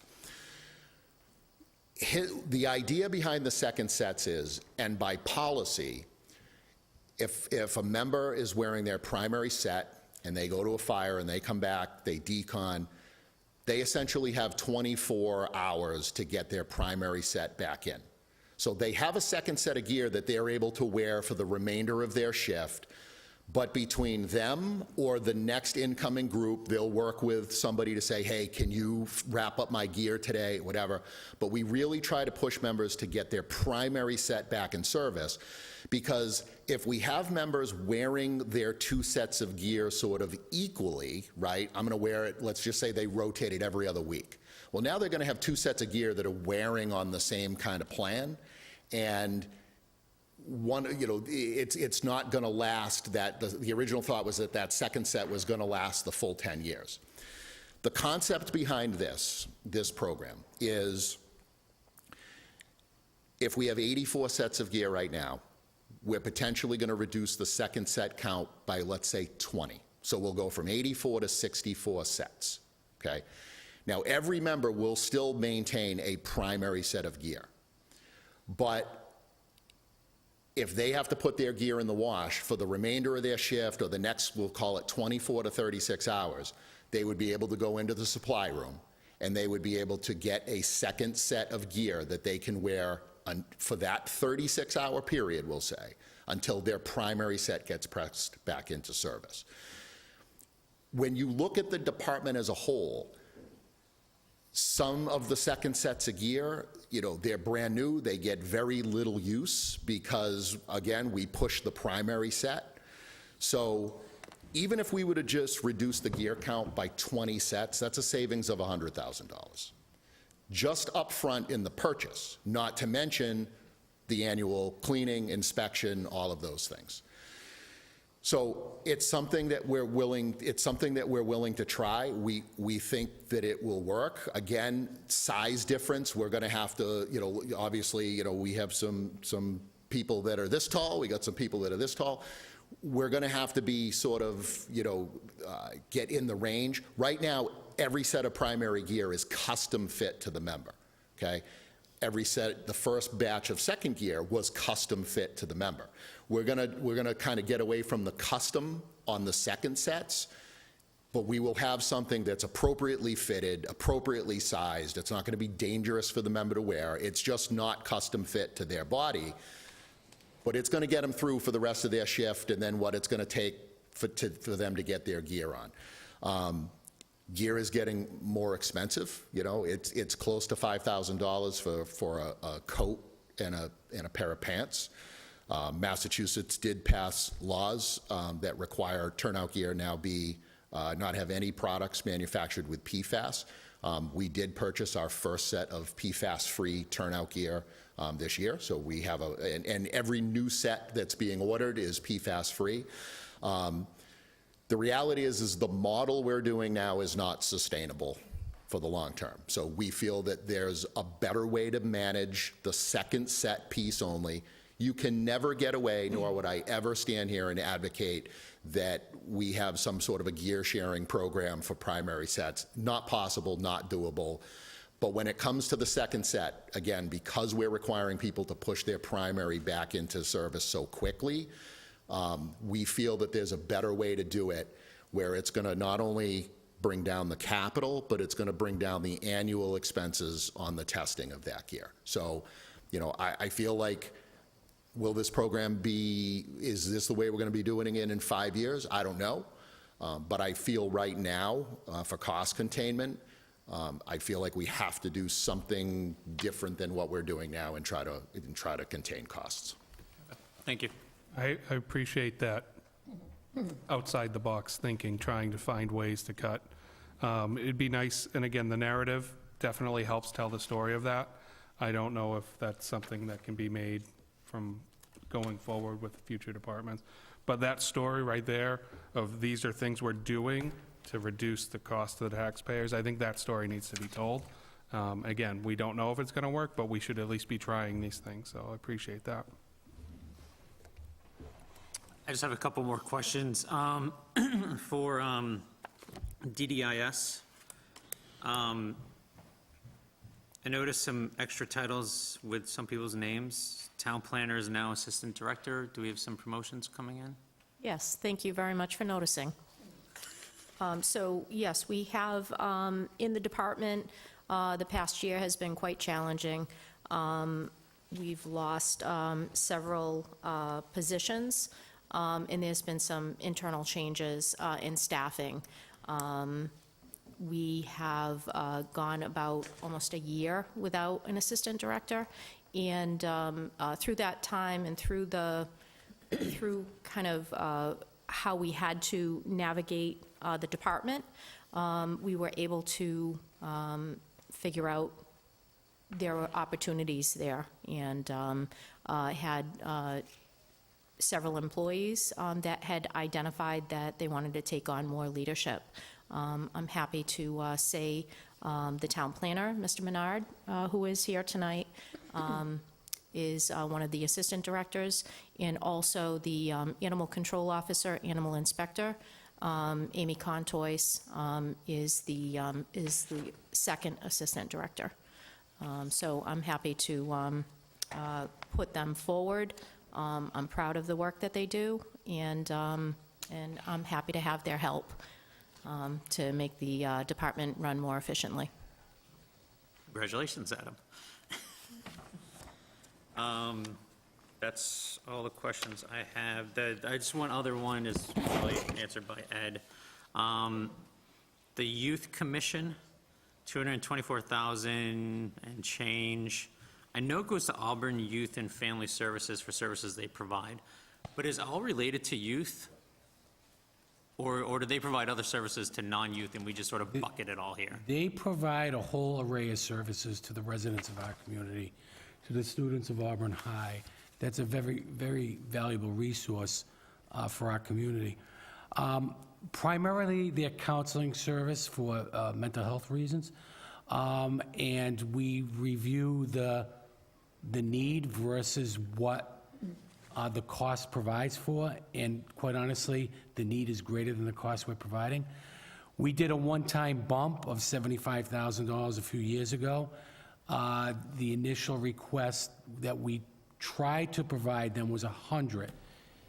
And we were able to give them 75 and said they had a supplemental grant or something that allowed to bridge the gap between 75 and 100.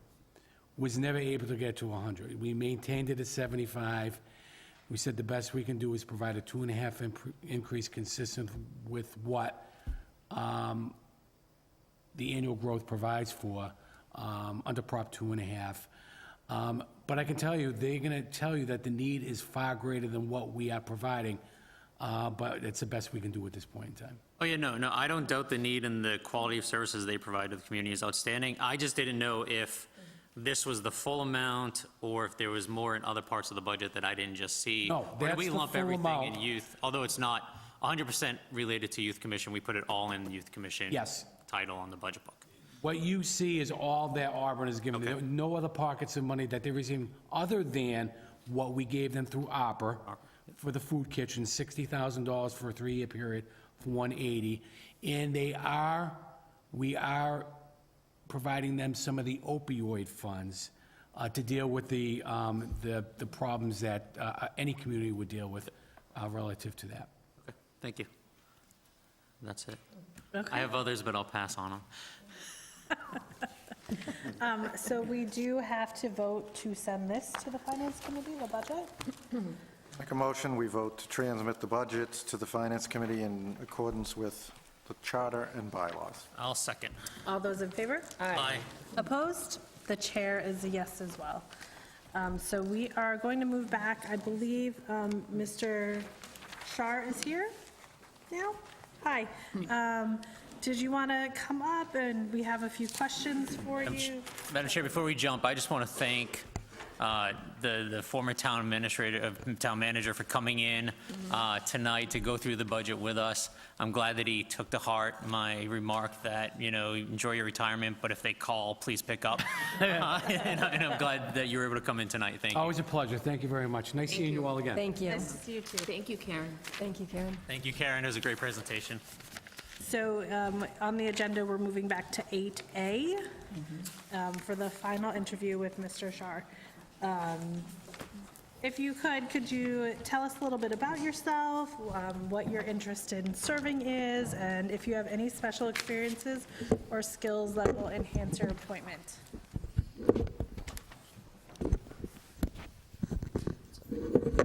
It's falling down. No. You're good. Yeah, good evening. Andrew Shar. I'm a town resident. I've been in the town since about 2008.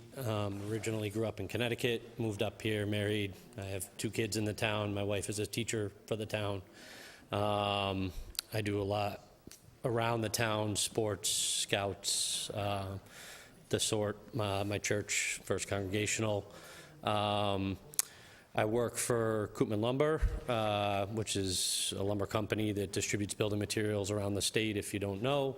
We have 13 locations. I'm a regional manager for them, so I oversee multiple locations.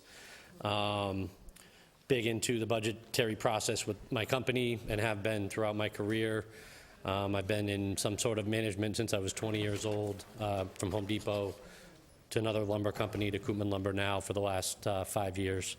And it feels like the right time to try and get involved in the town. Like I said, I have two young children, one in Swanson and one at Packagug.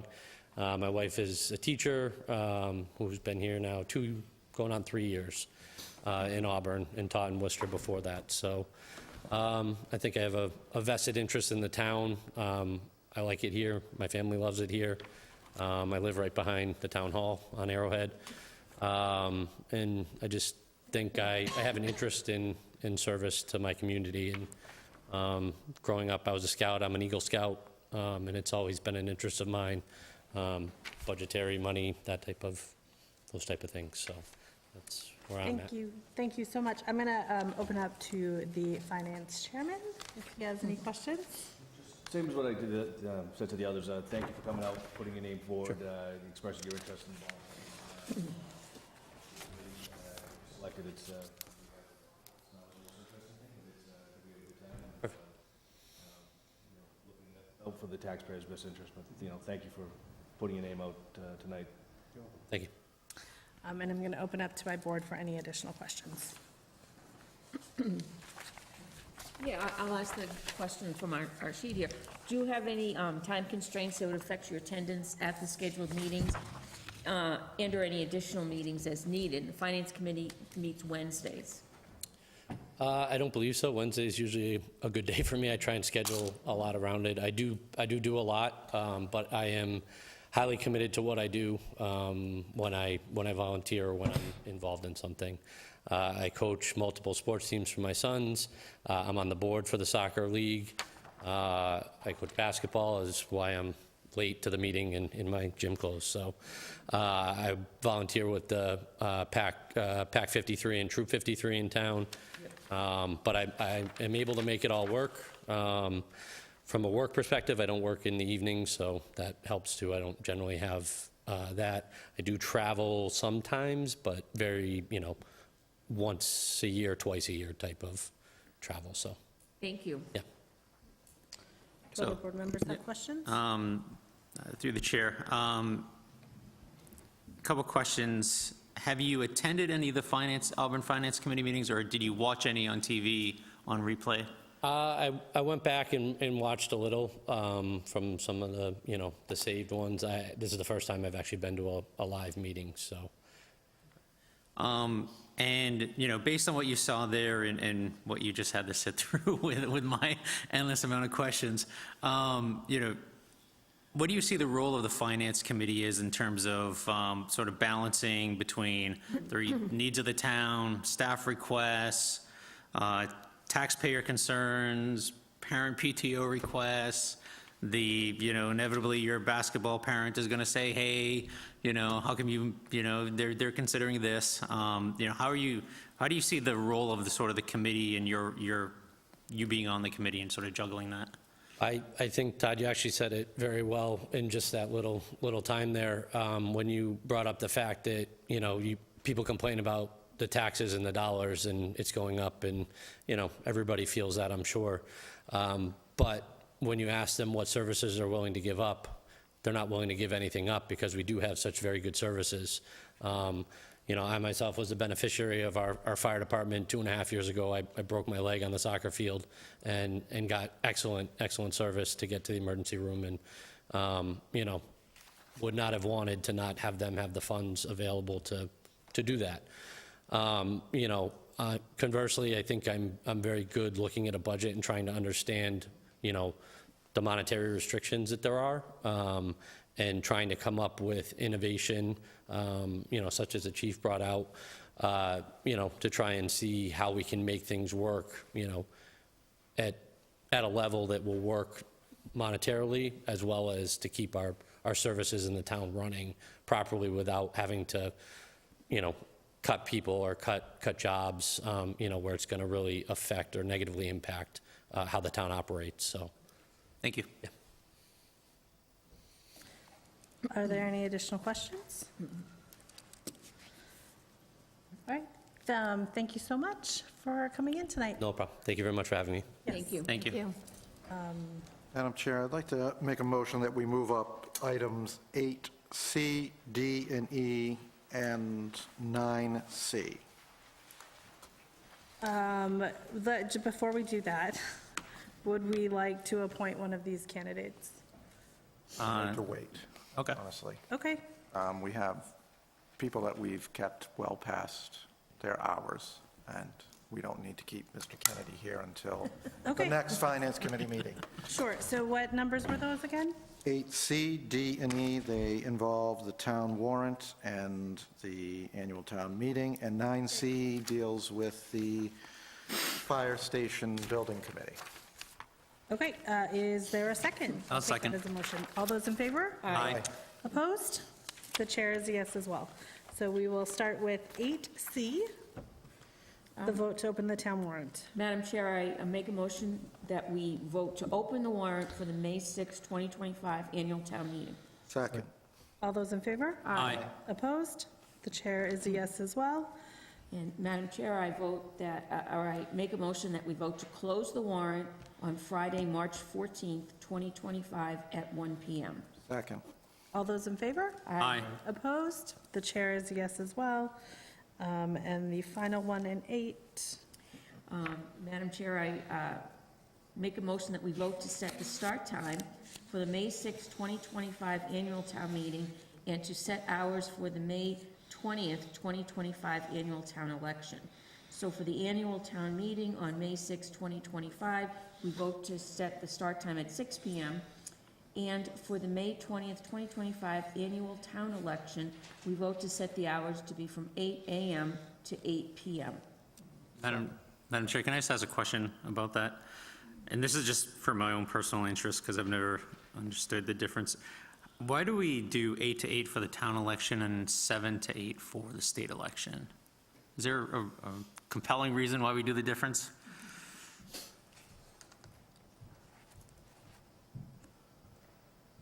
I figured you'd stay. You might want to come up and, at least make it worth your time. So the elections have, in the past, been 8 to 8. The state mandated that for state elections, they do an hour earlier. The state reimburses us for that hour. Town elections, they don't. If we were to do the 7 to 8, we wouldn't get reimbursed for that hour. Okay. I'll second the motion. All right. So there is a motion and a second. All those in favor? Aye. Opposed? The chair is a yes as well. Those are both set. And now we are moving to number 9C. This is under town manager item, sorry. It is, thank you, Madam Chairwoman. I attended the Finance Committee last week, and we had the discussion regarding funding of the fire station.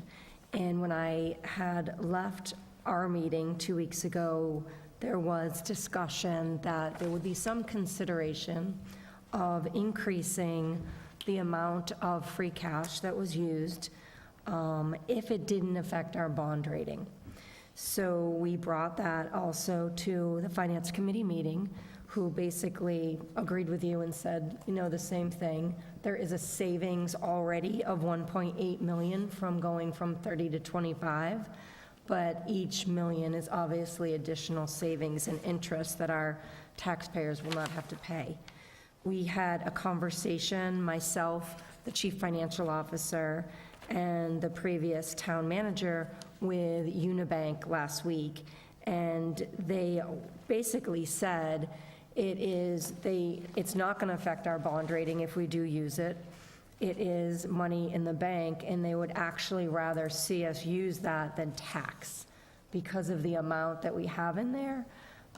They would rather have us use a portion of that than see us tax our residents by borrowing the money when we have it already on hand.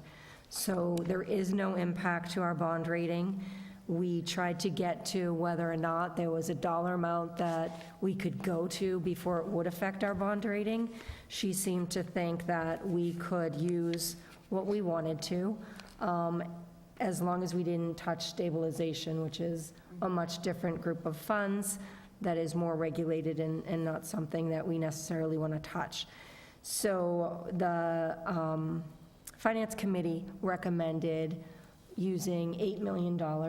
So I bring that to you tonight for your discussion and a potential vote of using $8 million for the funding of the fire station. So, Madam Board Chair, members. Yeah, how absolutely. much are we saving the taxpayers by using 8 million compared to 5 million compared to compared to nothing? Do we know that amount? I do. So let me just see.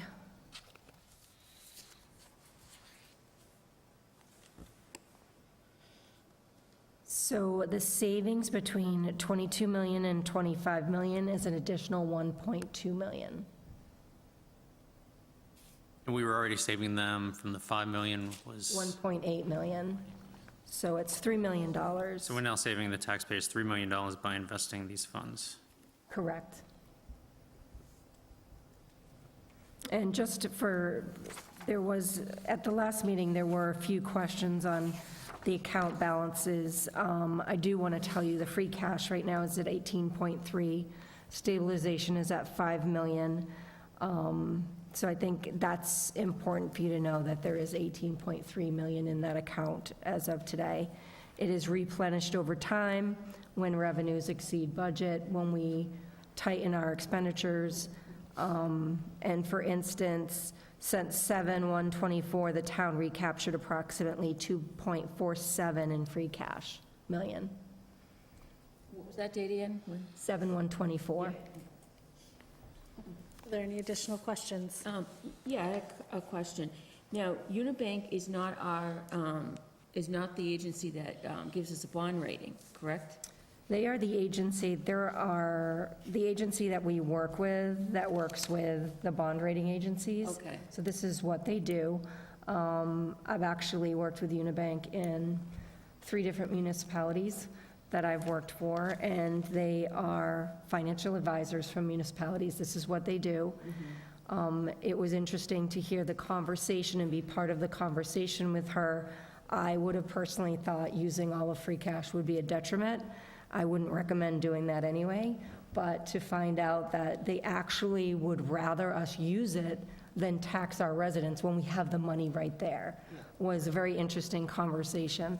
So they are not the bond rating agencies, but they work very, very closely with them. And I think it was mentioned at the last meeting, they all have different requirements and stipulations. They all like to see different things. The bonding agency? Yes. Yes. Unibank and the professionals there know that. They know exactly what they're looking for.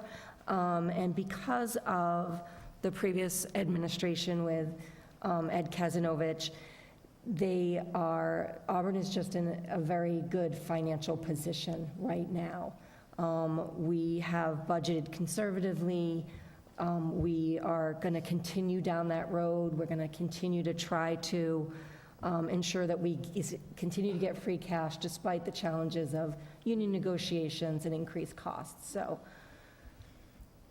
All right, thank Okay. you. And just to clarify, so we're looking at voting instead of the $5 million that we voted on at our last meeting 2 weeks ago, we would instead say, let's take $8 million from free cash, correct? that is correct. Madam Chair, I would make a motion that we adopt the recommendation of the Finance Committee and amend the vote to go from $5 to $8 million in free cash towards the Auburn Fire Station building. Second. All those in favor? Aye. Opposed? The chair is a yes as well. Through the chair, thank you very much for that vote. I just wanted to follow up on a question that Mr. Chambers had last week relative to the average versus the median. So now that you've taken this vote, that would mean that the town would look to borrow $22 million. When the CFO had requested the difference between the median and the average at all the different million dollar marks, there was anywhere from a $12 to a $15 a year difference between the two. But it also has been suggested to us, just for better calculation, that we use the median. So on a borrowing of $22 million,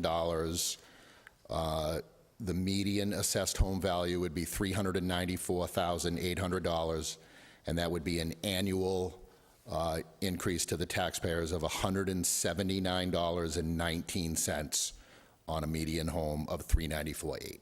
So I just wanted to provide that information to the board. Through the chair, thank you. I did watch the finance meeting. It's very helpful to understand that, because essentially that's half of the town will be paying less than that should this get approved, and the other half would be paying slightly more. So it's not the average aspect. And again, I think during that meeting, there's a substantial difference between the average home value and the median.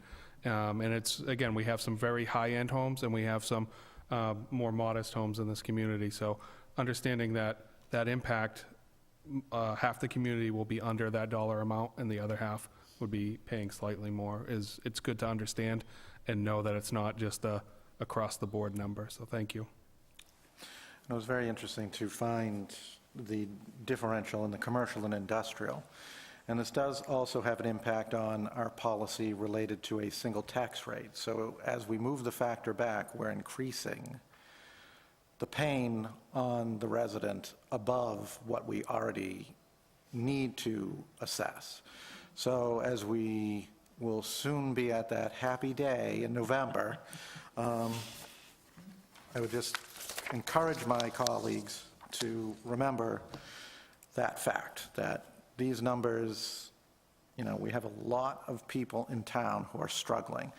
And it's, depending on what happens with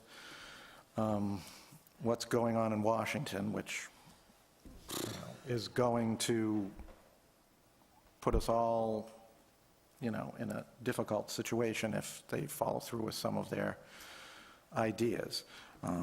But anyways, that's my only thought. But Through the chair, if this goes through the voters, I think opinions may sway. I'm up for re-election, so I may not be on the board, but I am well aware of the impact that can have, and as we all are, and understanding how the voter sentiment goes with this when it gets to the voters.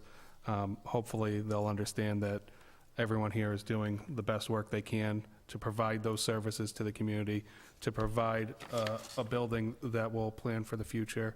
I know the building committee, the fire station building committee has done an excellent job to keep those costs in check.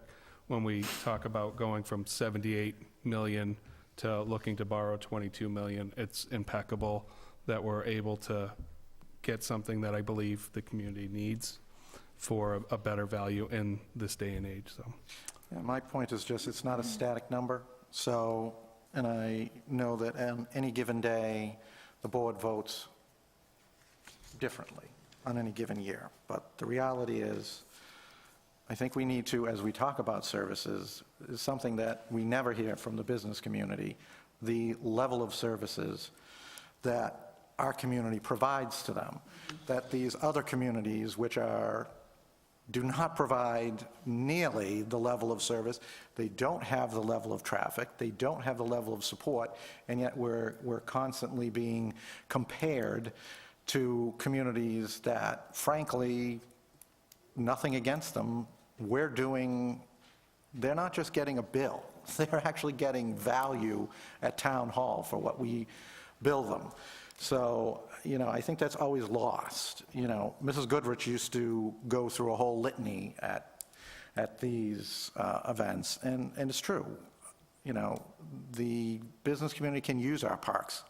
Once, Goddard Park and the library are connected, that's now more usable space for those businesses around there to go and have lunch. Because I've lived in town my entire life, I didn't even know there was a park behind the fire station. My entire life, I had no idea, because you don't see it and nobody's ever there. But now that space is usable, or will be usable, to both residents and business owners. And again, a lot of our call volumes are directly attributable to the blessing that we have of these businesses. Yes, they are a blessing, but there is also a cost to the services, just like as we make this argument with the residents. There are services. A lot of times we say, well, where would you like to cut? Our residents aren't experts on the budget. We can ask them that question 15 times. They don't necessarily have the time or the ability to go through the budget. So when we say to them, well, what would you like to cut? They don't necessarily attribute that to a unit in town, or, oh, well, my kid gets to play soccer on those great fields up at Pappas, or, my kids have, at the high school, they get to play football on a wonderful, what other communities around us are envious of our fields, that we have, artificial turf. Those come at a cost, and again, our business community is able to utilize those amenities just like any other resident. And as we segue into 40B, when we talk about the local option, that is also an opportunity for those businesses with employees connected to the town to be factored into that local option. So again, I think we provide a tremendous service for both our business residents and our, residential homeowners here. And I just, I'm concerned that we don't have enough conversation around that. So, while I agree with everything you just said and would love to pile on more, I'm also cognizant that we've kind of veered pretty far from the agenda item, and I don't feel like doing another open meeting law training because somebody files against us. So I just want to be cognizant of that tax classification and the services businesses provide, we're not under that agenda. So I'd like to warn us not to keep going down this rabbit hole. Okay, with that, we are going to go back to 8A. Are there any nominations for the appointments for the candidates that we interviewed today? Madam Chair, I'd make a nomination for Andrew Shar to appoint to the Finance Committee. Second. Are there any other nominations? All right, well, there is a nomination and a second. All those in favor? Aye. Aye. Opposed? The chair is yes as well. Congratulations to Mr. Shar. Next, we are moving to 8B. It is the vote on the Mr. Tetro's request to consult with town council to consider a building moratorium. Are there any questions? Before we do that, Madam Chair, can we also, right after that, move up Town Manager item 9B, because I'm sure the planner is here for that, so. Yep. So we're taking 8B at this time? Yes. Okay. I do have, No, not yet. Okay. so based on the information, and I know we're kind of in a difficult spot with the way the law is written and occupancy and not necessarily achieving. But I do think we should consider something, whether it gets rejected or not. I do believe we, in the spirit of the law, we are complying. We have 3 projects that are currently proposed, a 4th that I don't think is filed for the state.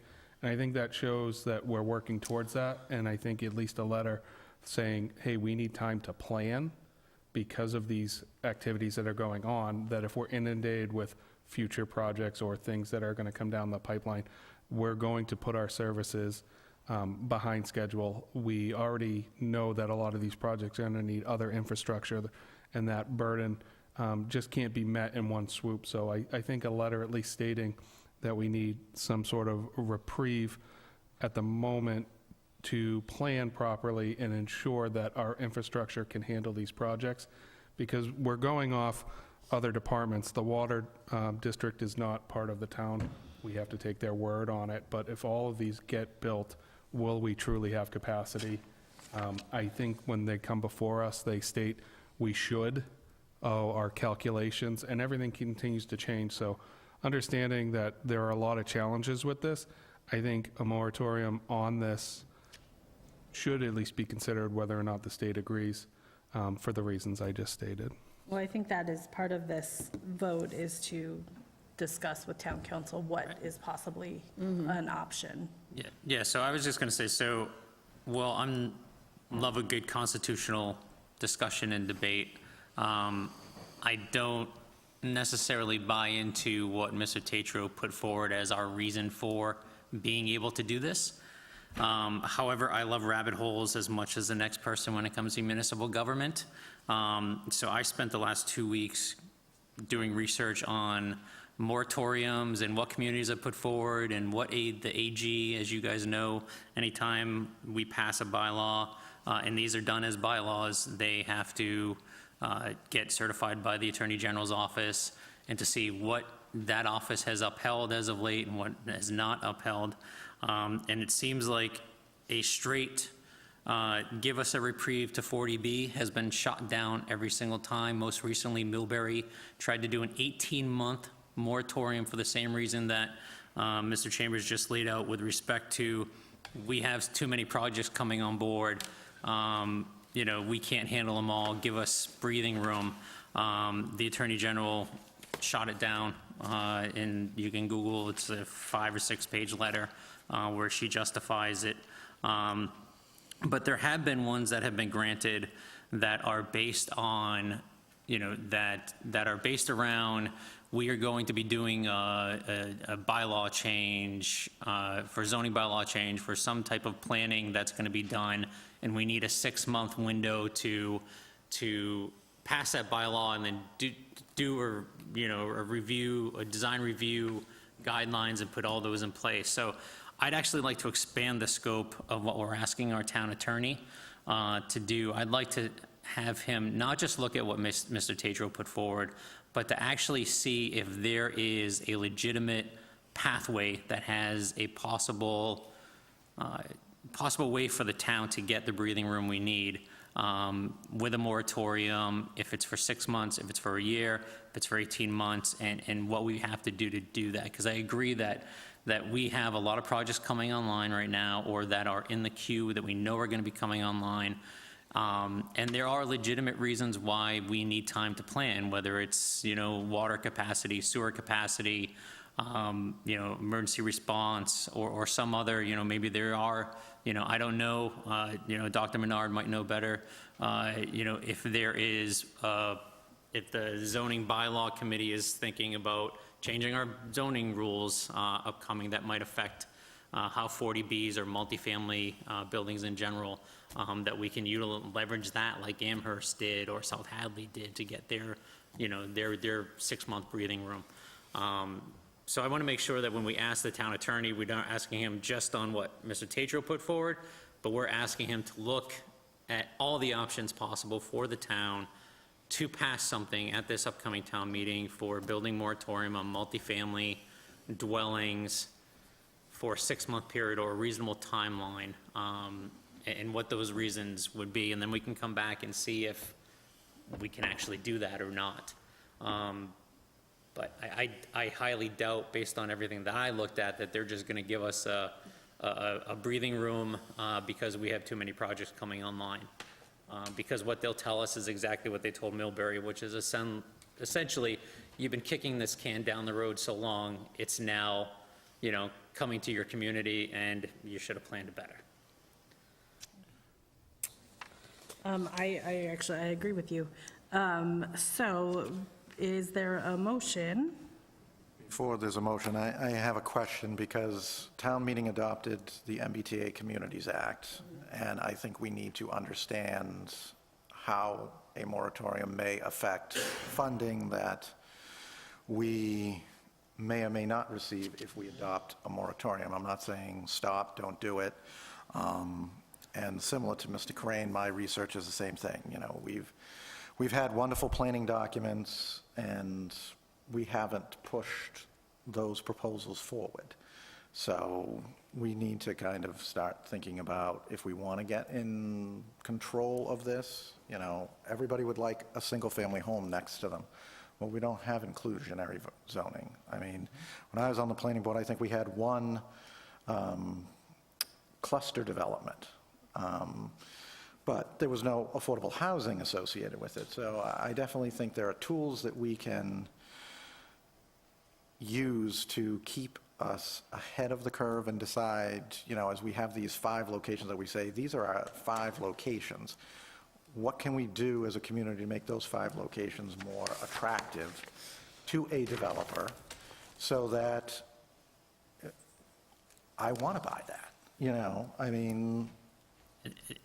Just to build off what Ms. Carpenter said, that's exactly what Amherst did.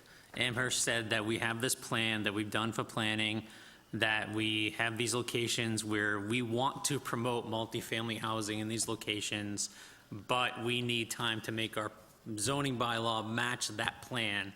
Give us 6 months to do it. So I think that's the exact kind of thing that we need to ask our town attorney if it's possible to do that. Okay. With that, I'll make a motion that we forward these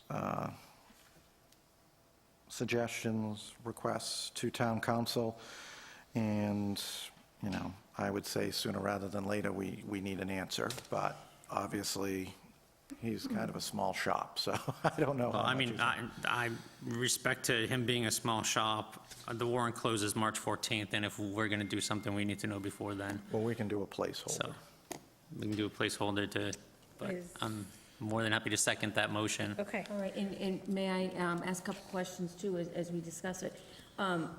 Millbury spent a lot of money on trying to get this, on attorney's fees, to get this moratorium withheld, and it definitely did not pass, and the state did not approve it.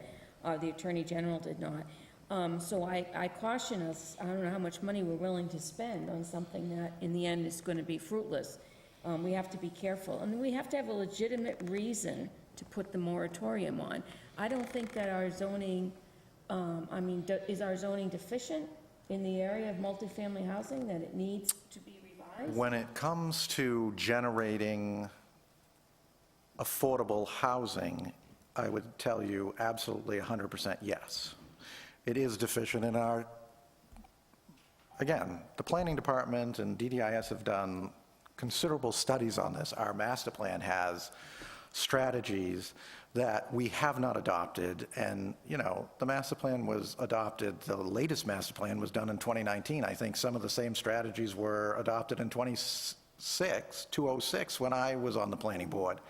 So I think, again, we need to, so twice in the time I've been on the board, both related to the marijuana legalization, the town went to the state and we successfully got a moratorium.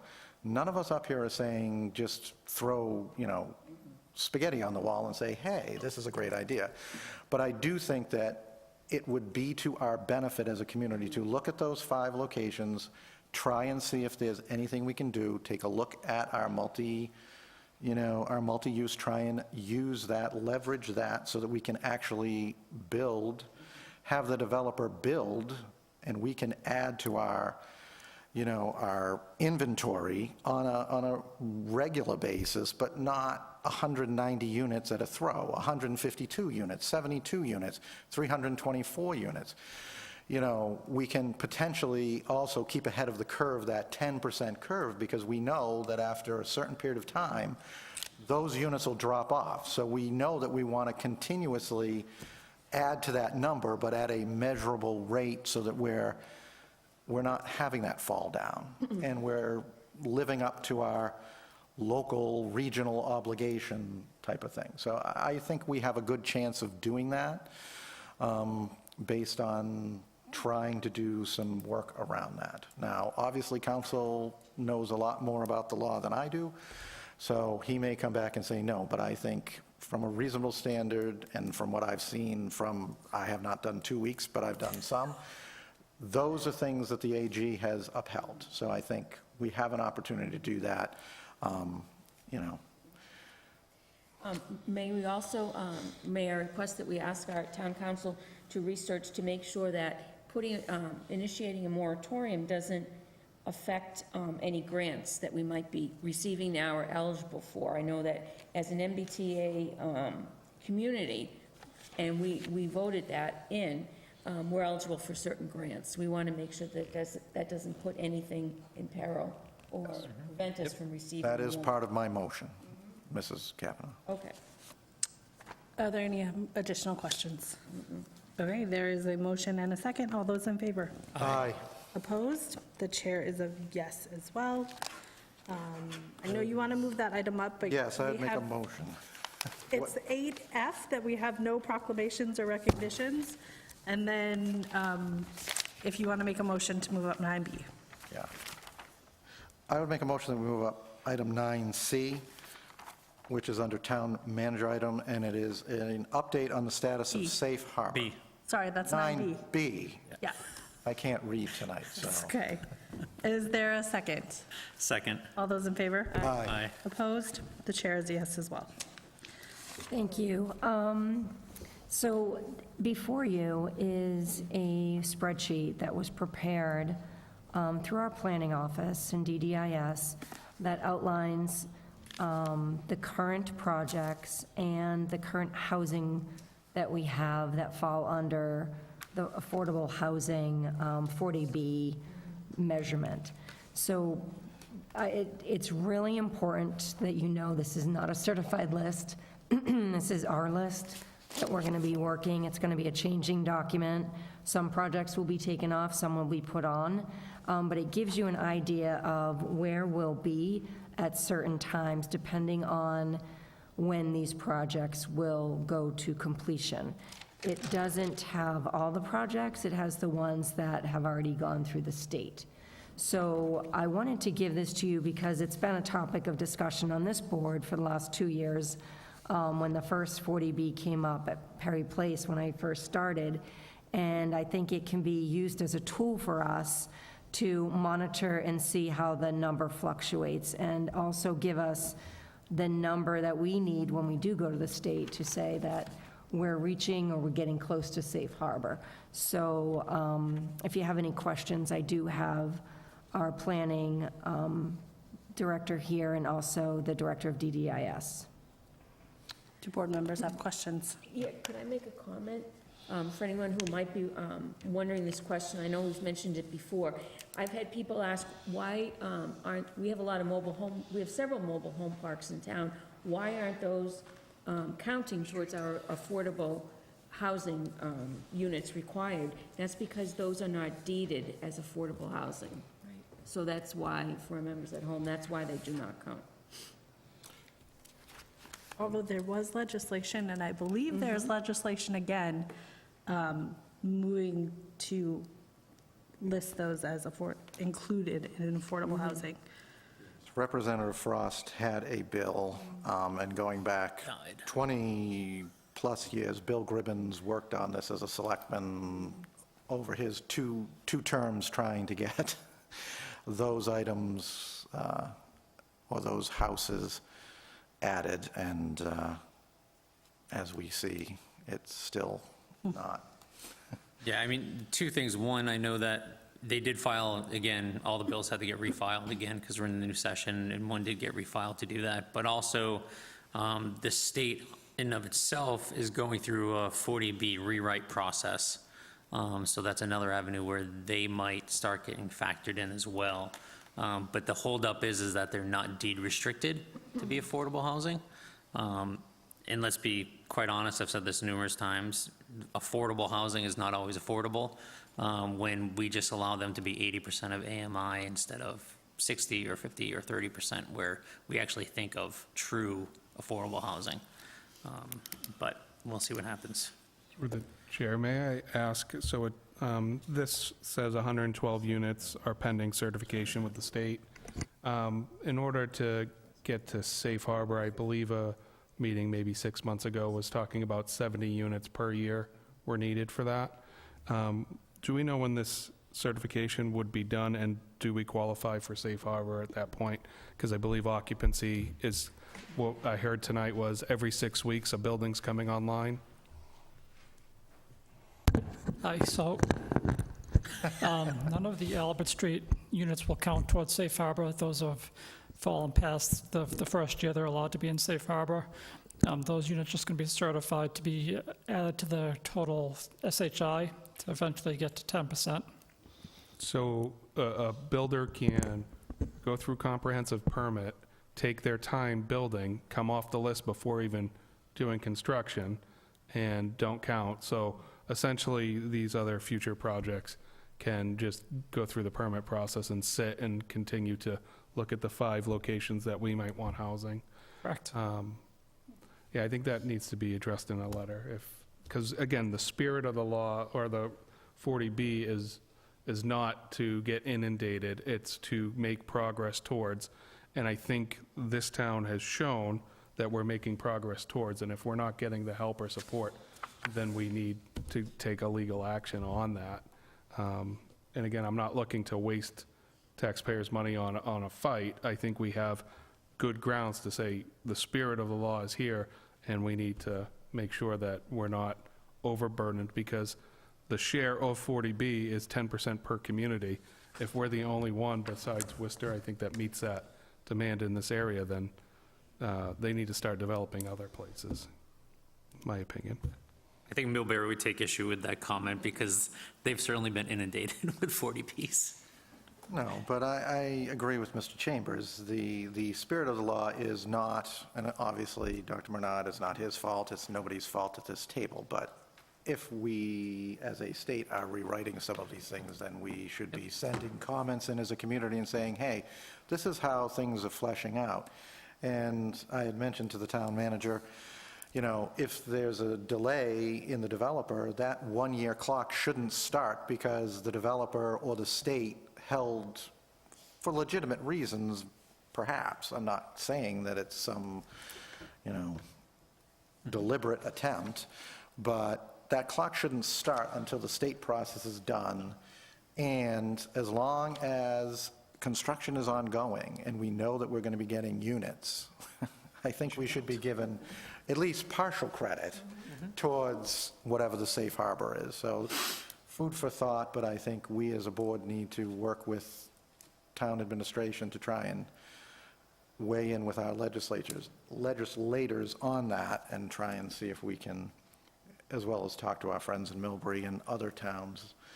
You know, I know Grafton has quite a few developments as well. So, you know, strength in numbers, let's work with our neighbors and see if we can't get it across the finish line. Are there any additional questions? My comment wasn't really to go force it down other towns' throats. I'm just saying there are plenty of people dealing with this, so. Understood. Sorry about that. Thank you so much. So we are moving back to 8G. We have gift acceptances. Make a motion that we accept a donation to the animal shelter in memory of Beth Prouty in the amount of $100 from Matthew and Joan Bushy. Also, another gift to the animal shelter in memory of Beth Prouty from Karen Prefontaine in the amount of $100.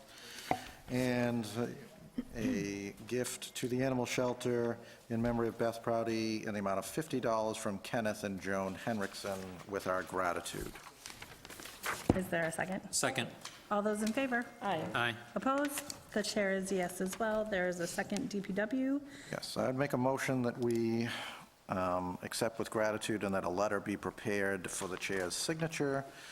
That we accept a gift of $1,000 from Southbridge Credit Union to the summer concert in the park series to the Rec and Culture Department. Second. All those in favor? Aye. Aye. Opposed? The chair is yes as well. We are now jumping down to number 11A under member items, and I will pass this to you, Mr. Carpenter. So it's that time again, and Danielle is sitting here, so I can say thank you. She's been helping with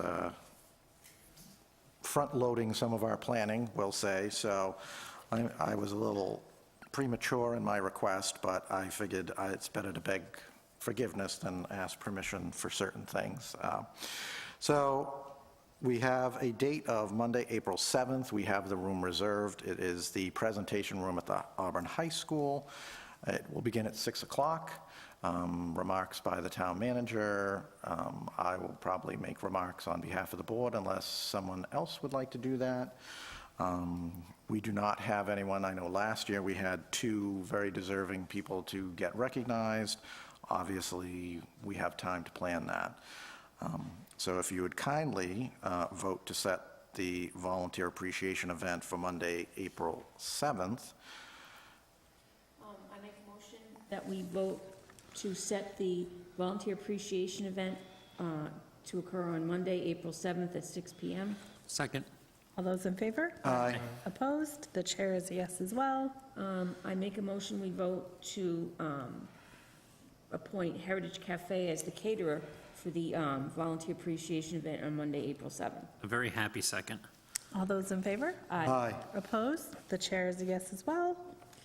And I vote, I don't know if we need a vote, I vote we designate Mr. Carpenter as board liaison for the volunteer appreciation event on Monday, April 7th. Very happy second, and a thank you for doing this. Yes. All those in favor? Aye. Aye. Opposed? The chair is a yes as well. We do have a second member item by Mr. Carpenter. Yes, so in discussing with the town manager the situation on Athens Road, and this was actually her idea, so I'm not going to steal it, but typically under the LIP process, we have a public information session. This public information session would not be a board meeting. This would be similar to the traffic events. Obviously, it would be great if the chair or the vice chair would sit on the dais, that we could invite Mr. Frost and Mr. Moore or their designees to this event. But I think it's very important that the folks get good information, and I appreciate the update on the website, the 40B website, and I've directed a couple people to that already so that they can be well-armed when they come to the meeting with understanding the process and the limitations that we as a community face. So I would just, with the board's indulgence, make a motion that we, well, I don't think we have to schedule a public meeting, but... Can I just ask a couple questions about this? Sure. Are we looking to do this before our next meeting when we have to have the letter ready for approval? It's going to be and March send? 3rd. Okay. That's going to be my recommendation. Second, can we ask the relevant department heads to attend the meeting as well? Certainly. Could I also include, if we could, But thank you. if Paul Frost or Mike Moore also able Definitely. to attend? So I would, So if I'm not mistaken, the other boards have been asked to comment, is that correct? For input, I thought the planning board had an opportunity for comments as well. I don't recall zoning, it might have come up, but I just didn't know if any information flowed through them that way, or if there would be any issue making them aware of it, this potential meeting, and I don't know. if Inviting this- them to attend. So that was going to be part of my motion, too. Was to notify. Well, so, and I don't know, again, it will be a meeting, but it's not a zoning board, and I don't know if No, they, it's just to have people here so that they can hear, and they may want to comment, or, conservation can't do a hell of a lot with, 8 inches of snow on the ground. There might be some historical data if they've ever walked up there, but I'm not aware of any project on that stretch of road, Athens Road, when I was a member of the planning board or a member of the Conservation Commission. It has been a few years, so I don't know what, if they had gone for a delineation of wetlands previously, which obviously that can still migrate over time. So Concom will need to take a look at that anyways when it comes in, but it would be good to have those folks in the room, or at least give them the opportunity to be in the room. So anyways, I would make a motion that we schedule a public meeting with town officials and residents of the Athens Road area to discuss the proposed 40B development on Monday, March the 3rd, in the Board of Selectmen room, that we notify the school department and the relevant land use boards, including the Board of Health. Obviously, we would be notifying the emergency management director and the like. 6 o'clock is a good time, I would think, and that we notify the abutters.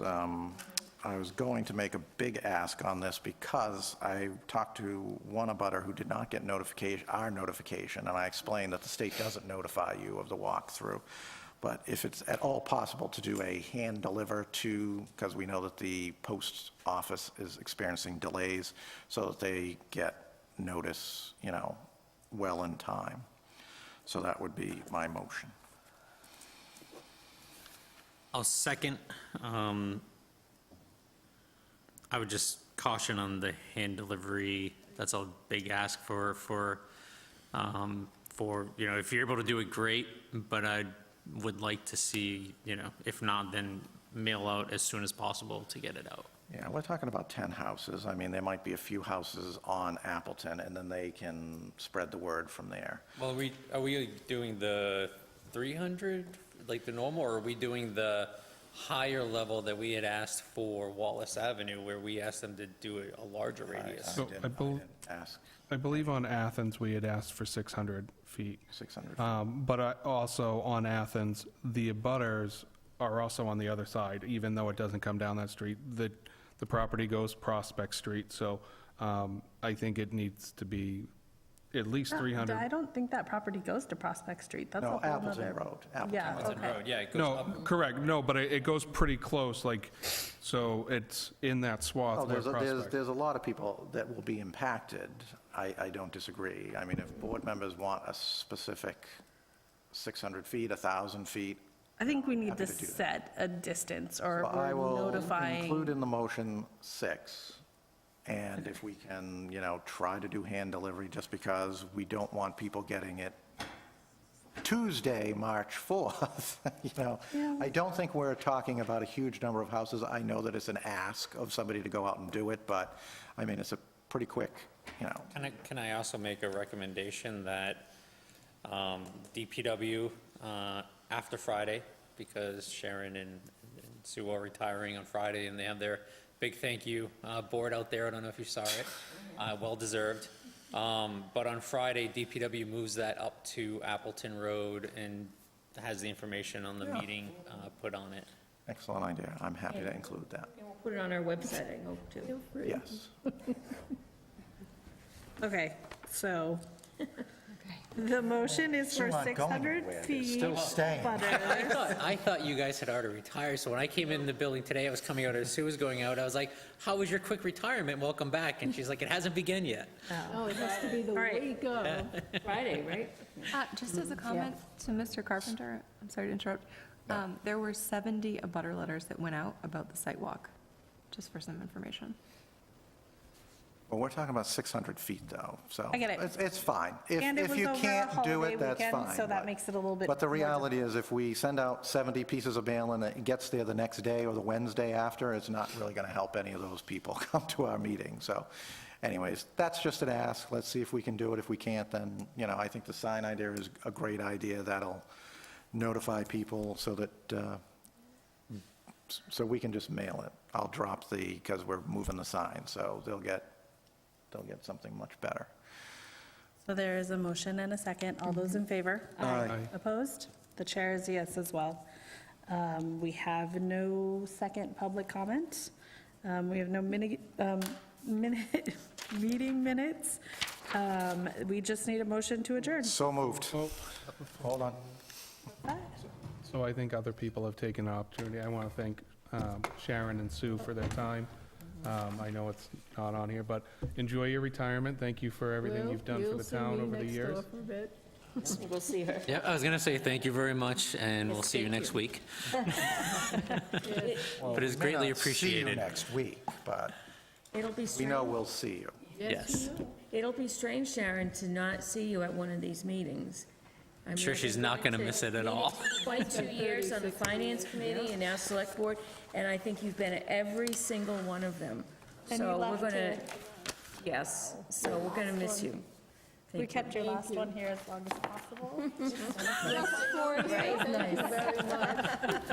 Keep the party going. There is a Motion to adjourn. Is there a second? There is a second. All those in favor? Aye. Opposed? The chair is a yes as well. We are adjourned.